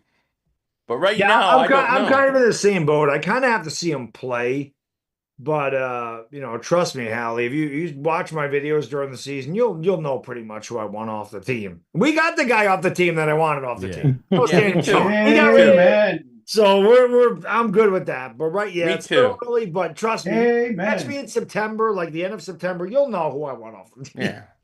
A Coyote, he says, at game time, Brian, I have to point out that Jaden Daniels is only 1-4 versus the winning teams. Winning teams are 20%. Isn't that Dak and the Cowboys knock? LOL. Yeah. Again, you can only beat who you play. So listen, I don't care if Dak's record against winning teams are great and his record. Dak doesn't have a good record with teams with an above 500 record. That's just a fact. Now, I think it's an ultimate team game. I think where a quarterback will set himself apart is in a playoff game, is when all the chips are down and you need a quarterback to win you the game. I don't have faith that Dak. And it's funny because early on in his career, Primetime can attest to this. Early on in his career, Dak actually had a lot of game-winning drives, but it's been so long that we've seen that. And that's where a quarterback is made. I could care less what Dak's record is in a regular season. We always joke, Philly, I think he's 14-9 against the Eagles, whatever the record is. He's 33-8 in the NFC East. It doesn't really matter. I mean, it's amen, Bri. Amen. I mean, don't get me wrong, but like Bad Dog, NFC East. The Giants haven't been good in a long time. Thank you, sir. So it's like, okay. But I mean, well, you're not playing the same. It's not like the old days before free agency where the team was pretty much the same team for 5 years. It's these teams change so much. Look how much turnover the Eagles have had since 2017 when they first won. These teams have a lot of turnover. So I look at it like I look at the 33-8 record. And I say to myself, you blew it. There was your shot. You had a shot to own a division, and you blew it. Right. So that's how I see it. I don't see it like, he owns it. That's fair because I think Dallas is not. Their problem isn't drafting. We get into this talk of Dallas. No, you guys draft well, but we are a really good drafting team. Do we bat 100? Nobody does, Bad Dog. Nobody does. I know, but you guys are good. But where our problem is, but when you get to the contract of those picks, yeah, well, but you look at it, Bad Dog. I agree with you, but at the end of the day, we're still 40-some million under the cap. It's really not a problem. They just. I'm saying they won't do it though. Like Jerry drags it out. I think with the Eagles, this is what the problem is, in my humble opinion, is that they draft well, but they don't want to push the chips in when you have an opportunity. When Dak is on a rookie deal, that's the time. Now they went out and got Amari Cooper. Okay, I get it, but there was other moves to be had. That's where I lean towards the team. To my east, only half hour away. The Eagles have, I got to give Howie credit here because Howie was the laughingstock. He was in the broom closet under Chip Kelly, was he not? He was. Eagle fans wanted him. He was literally in a broom closet. Oh, I've had my moments with Howie Roseman before, believe me. He's turned into he drafts well. right? He drafts well. Cap wizard. He's a cap wizard. It's the pro personnel department that puts you over the top. Okay, when you're close, you need to go out and get a Saquon friggin' Barkley. You need to go out and get a player to put you over the top. You know what happened? It's fucking annoying. I'm sorry. I didn't mean to. I didn't mean to cut you off, but he was a rambling. horrible drafter. Horrible drafter. He used to be. And then after the Rager draft, and part of this is Jalen Hurts because he went to him, said draft guys out of SEC, draft guys out of SEC. Yeah, and they started doing it, and this team has completely changed. If you look at the last 4 years of drafting, it's ridiculous how many guys are playing on this team right now, and that philosophy change really, I mean, took Howie to the next level because he was great at caps and great at trades, but his knock was drafting, and I don't think over the last 4 years, Justin Rager, no. No, and that was it. Yeah, that was it. That was it. No, that was the big. After that one, they changed things up, and it's worked pretty well. Yep. Yeah, you guys have a lot of Georgia Bulldogs, and that's not a bad team to pick from because Alabama back-to-back right. Alabama. I mean, look, our quarterback's from the SEC now, and he's not from the ACC, so that's a good thing. Abdul Carter, obviously Big Ten. I mean, there's nothing wrong with the Big Ten either. No, but the SEC is definitely the dominant. Yeah. So one thing I'll say to Chris about Jaden Daniels, and I've said this on the Super Friends channel, I knew when they played Cincinnati, and I remember Jaden Daniels just having a guy right in his chest and firing that thing 50 yards down the field into the corner just to a spot, and McLaurin caught it. And I just remember looking at the TV going, shit, they have a quarterback. I'll never forget that throw, just going, shit, Washington has a quarterback. Because you guys hadn't had a quarterback forever. Forever. So damn it, they have a quarterback. The last time I thought about, go ahead, Chris. I'm going to add on to that. So. I was just going to say we've never played like that on prime time. I mean, we always get embarrassed in prime time, and he did it, and I knew right then and there he was set for us. Yeah, I knew that. Yeah, the last time I saw a quarterback do that in our division, I think was when Michael Vick joined the Eagles. When I knew I'm like, man, this is just he had that arm. I mean, he had the legs already, but he just had an incredible arm, and I was kind of happy that they weren't able to succeed as much as they had the potential to do with him. So I definitely get you on the arm thing and slinging it out, especially when you should get sacked and it should get like maybe go 15 yards, stumbling. But no, I definitely get you on that. Yeah, I was damn it. Dak Prescott is the modern day Donovan McNabb, but without the. Donovan won a lot of playoff games. That's the difference. He broke up. Sorry, I didn't hear what I think that's like that. I see Dak as Donovan. Yeah, I really do. Philly, Donovan won a lot of playoff games. Yeah, he did, but he always lost in the championship game. Well, yeah, you knew Carolina, Tampa. I know. Bridesmaid. I know, and and I hear what you're saying, and you know it's a shame, and nobody cares. But Dak, I would love to see Dak win for Dak, but I don't know. This is. Like, I have a motto this year, no excuses. I mean, Dallas goes out and gets a George Pickens, right? You go out and you have a good draft. For all intents and purposes, their draft was another good draft. They got a guy from actually Williamstown, New Jersey, Philly, right from where you. I like that kid. Yeah, Donovan Azaraku. Matt Eberflus was pounding the table at 12 to draft him. That's how much they loved him. And then lo and behold, he falls to them at 44. I think that's where they drafted in the second 45. round. Something like that. So, again, like Tyler Booker, I think that was a good pick. But to go out and get a George Pickens, every practice, it's hard to say, but even yesterday against the Rams, even though it wasn't good in the trenches, they had many touchdowns to Pickens and CD. I think we're in store for Dallas. The only way they're going to be able to be successful is if they pass to set up the run until they get their offensive line straight. And I know I'm preaching to the choir because Bad Dog knows exactly he knows what I'm talking about. It's very frustrating. Our tackles are suspect as well. It's very frustrating to have weapons, right, Bad Dog, and not be able to give your quarterback time to get him the ball. Well, we don't have any weapons here, Briar. You where's Saquon Barkley? And he was, I mean, you saw what happened with him. I mean, he was really good in 2022, but we didn't have weapons. That year it was Darius Slayton, it was Isaiah Hodgins. I mean, now you got weapons. Now, yes. Yeah. Now, Neighbors Malik bad. Neighbors is ridiculous. Yeah. He's good. But man, he's going to be ridiculous. But yeah, I mean, we still have work to do on the offensive side of the ball, but I really do think that's going to happen next year. Jackson Dart will be set up to succeed. If he does, we have to find out whether he does or not. But there's going to be no excuses. They're going to fix well, I won't say they're going to fix it. They will try to fix the line, and they're going to get him a number 2 receiver. Not that Slayton can't be, but if you had Darius Slayton as a number 3, and I'm not saying that's where he belongs. Though, No, yeah. right. If you had a guy like look at everybody. You guys got Pickens and Lamb, right?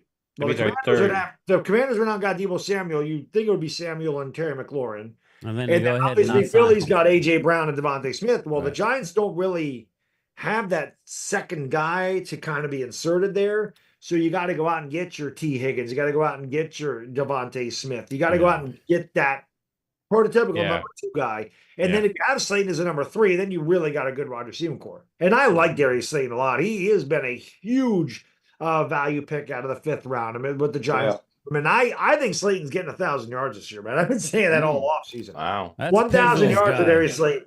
I've had some hot takes. That's one of them. D-Lo with the super chat. Hold up. A D-Lo super chat. Great chat tonight, gang. Chris Dooley digging the new hat. Thanks, D-Lo. Hey, Bad Dog, I'm really hoping for Scatterboo. The last time we had a good Me too, brother. Me too. I think the Giants had a great draft. I mean, this was amazing. Is Scatterboo going to be a short yardage guy? And no, Scatterboo. Well, Scatterboo's dealing with a hamstring. He's got a hamstring injury right now, so I don't know. Tyrone Tracy's a good back. Tyrone Tracy's the number 1 back, but Scatterboo's definitely going to be a guy that comes in on 3rd down. Thunder and lightning. 3rd and short yard situations. But he can also catch the ball out of the backfield, and I mean he can run. I mean, if all you have to do is watch that Peach Bowl against Texas. And Texas was fantastic. Their defense was great, and Scatterboo tore them up to the point that my wife, who doesn't watch football, is going, that guy's really good. And I'm like, yeah, I kind of wish the Giants could get him. And we did end up getting him. And then we ended up getting Marcus Bowe in the 5th round. And I was like, I'd have been happy with either one of those guys in the 4th round to get them both. I like the defensive tackle that you guys drafted. Darius Alexander. Another great pick. Man, we were looking at that's who I want. Me and Phil were looking at the draft, and we really liked him, and we were like, I don't know if he fits in what they're originally. Well, I mean, originally he was right in the 7th, 5th round, and then he kept going. And then he just had a good combine. He kept going up, and I was like, man, he's gonna go. I thought he was going to go to Baltimore. I for sure thought Baltimore was going to draft him because that's the type of guy that they end up getting. When the Giants got him, I was like, yep, that's just a great move by them. Just adds on to Dexter Lawrence and what they have there. I love getting Chauncey Golston from you guys, and that's a good. I mean, that's just a great. That's like a Fowler. That's like a Fowler move over. Yeah, that was my guy. But I can tell you this. All I had to do is look on Twitter, and Micah Parsons had one word. He just said, "Damn." Yeah. I'm like, yeah. Every year, I'm like, we need to get Chauncey involved more. We need to get Chauncey, and Dallas gets too hung up, or they did. Just play the damn better players. He's long. He's just an all-around decent player. He reminds me of Canty. When we lost him, and kind of went to the Giants. With 2 good eyes, not the one that was shooting off to the side. Yeah. Yep. All right, listen. Before we get out of here, any final words for our guests, and then I'll wrap this up, man. Your team sucks. Are you going to be on Cop Pizzle tomorrow night? Cop Pizzle is going to be on my channel. Justin, appreciate you, bro. 9 o'clock. Me and Cop, 2 of the oldest freaking. I mean, I had my channel in 2000. So I took hiatuses, but yeah, I've known Cop since he was a kid, which is crazy. Now he's a grown man with a family. So yeah, Cop and I get together. It's always Thanks, good. Justin.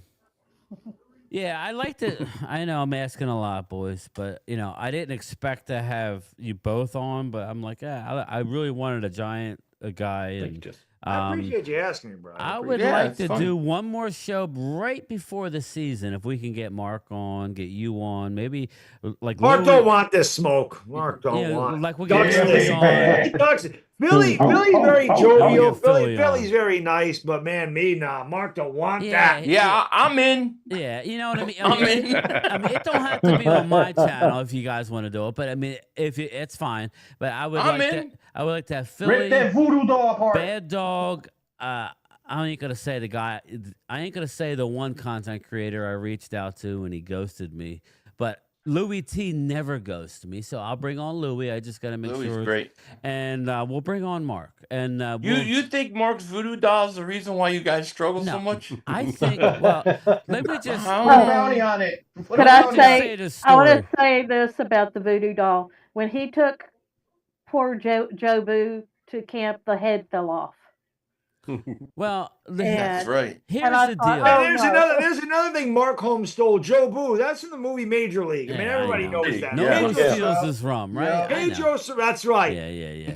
Well, I That's a remember great driving, movie. Joe Boo. I That's remember a great driving movie. a RV with Mark and his family. We were going out. I had just met him online. I didn't know. And I drove to his house, and we got into an RV. I drove an RV from Virginia to Dallas to a channel member who had just passed away. And Mark, Mark is very handy. So we helped redo a few rooms in the mother's house, okay? And I remember driving through Tennessee. It was like 2 a.m.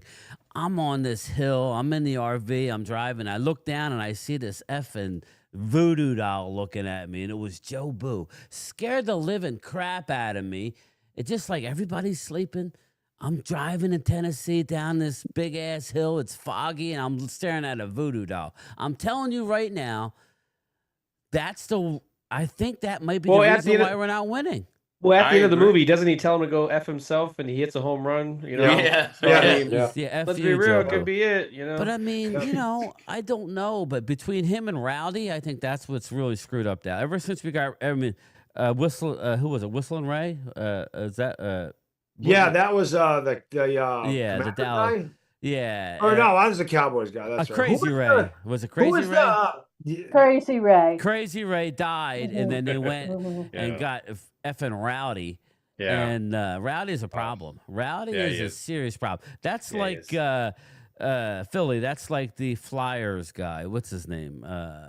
Gritty or whatever. Gritty. Yeah. Gritty's no good. I'm sorry. Gritty's a problem. Gritty's a serious problem. Yeah, just like Fireman Ed is the problem with the Jets. Yeah, I met Fireman Ed when me and Mark went to the Hall of Fame a couple years ago. That was the night we were driving home, Philly, and you and Joey were packing and shaking and whatever. That was doing that. Oh my God, that was so funny. I was in the passenger seat and I was rolling. But anyway, I'm gonna wrap this up. Final words. Anybody? Hallie did. Chris, any final words for our guests, man? I just want to say it was just awesome getting to talk to both you guys. You two are one of the best definitely on here. Yeah, they are. Oh, it was good talking to you too. Yeah, I absolutely. appreciate you having us on. It was a good time. And, It's good to see Bad Dog again. Yes, we were definitely gonna me, Joey, and we'll do it. Entertainer gotta do it. All right, Oh, sounds I good. have to just say, y'all have the best rants. Y'all make me laugh so hard. Y'all are just naturally funny without trying. Appreciate that. Yeah, I mean, everybody loves you guys. Guys, it was an honor and pleasure meeting you guys. I'm subscribed too. to you. You And too. guess what? Thank you, buddy. Yo, Bad Dog G-Men are in the weeds watching. That's right. Look out, baby. We coming. Drew. We coming. Let them sleep. Momo. Eagles, Drew. It was Hold on. to hang out with you, Philly and Bad Dog. I've been long-time watchers and supporters, man. Thanks, Joe DeMasi. Appreciate you. Thanks a lot, Game Time. I appreciate the opportunity. Yeah, and Appreciate, man. Thank Nice you, seeing Joe. you, Drew. Thank you. Thank you. Thank you. Prime Game time, and then prime I'll time. finish this out. Prime time, Phil. You got any final words? Then I'll, then I'll tip. Yeah, then I'll get us out of here. No, and I think I speak for all of fans in the NFC East. Was like this upcoming years. I mean, we have something to look forward to. Teams that have a rough schedule, but our teams are getting better in some way, whether they're changing one thing or another. No longer the NFC East. I mean, this makes the content a little bit hot. hotter, the debate's a little bit more, fiery and stuff. So I appreciate you guys coming on. And we just, as much as we support you when it comes to season, man, it's of course, let's kind of get it. Yeah, man. And there's no excuses, obviously. Yeah, thanks, man. Appreciate it. Sandeep Singh with Super Chat. I'm all for Mark keeping that dog. Go Birds. Listen, Go bro. Birds! Listen, I'm That sure you dog! will. I have to do a drawing before I get out of here. But my final words is, listen, the next time we meet up, it'll just be us for, it'll probably be Mark, me, Phil, or 5 of us. Me, Phil, Mark. Like I said, hopefully a bad dog. We'll get on Louie and we'll grab... I don't know. We'll figure it out, but it'll just be us. But listen, it's just something that I was thinking about, like my channel members really to have access to guys like Bad Dog and Philly 500. I really do appreciate you guys giving them the opportunity. It's a little different, right? It's a little different. We don't hear the talking heads thinking we know everything. These are actually fans who follow you, have followed you. They follow me. They follow Phil. And they really appreciate it. We kind of rotate it. And it's not always this big, but this is a big panel. And I appreciate both of you guys taking the time out to visit us and to take their questions, man. I really do appreciate it. Yeah, my pleasure, Brian. Appreciate you. And guys, we'll be reaching out with you probably right before the season. So, and we'll do it again. It'll just be us. And let me do a drawing real fast, and then we will get out of here. This is for a Game Time Brian hoodie, high-end hoodie. I thought you were doing bingo or something. No, this is a high-end hoodie here. They're good, and I got 2. And the winner is Sandeep Singh. I think that's an Eagle fan. And it is, yeah. Listen, Philly 500, I got winning. Eagle hoodies. What Cowboy content creator has fucking Kelly Green hoodies? I do. So, that's Sandeep, nice. email me at It's disgusting. I don't know what you're talking about. Email me at GameTimeBrian@gmail.com with your name and your address and the size that you want, and you will get a Game Time Brian hoodie. Congratulations. All right, everybody. Thank you, guys. I really do appreciate it. Thank you, man. Thank you, Brian. Right? Thank you, And everybody. I'll reach back out to you, boys. All right? All right, man. All right. I'll talk to everybody later. Be good. Later, guys. See ya. Hey, man. What? I'm Bye-bye. quiet. Me. We're gonna jump on that spaceship and get out of here. Let's go. No judgment. Shoot. To smash that subscribe button. You know what? I'm gonna give it. I'll give it 4 out of 5 avocados. Korg? I was raised by avocados. Oh my God! Just kill me now. Ho ho ho. Green Giant. Hey! We know each other. He's a friend from work.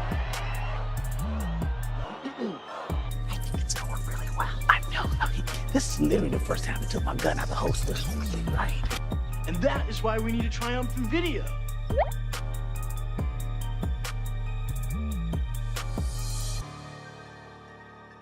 What? You guys led us to this. Thank you.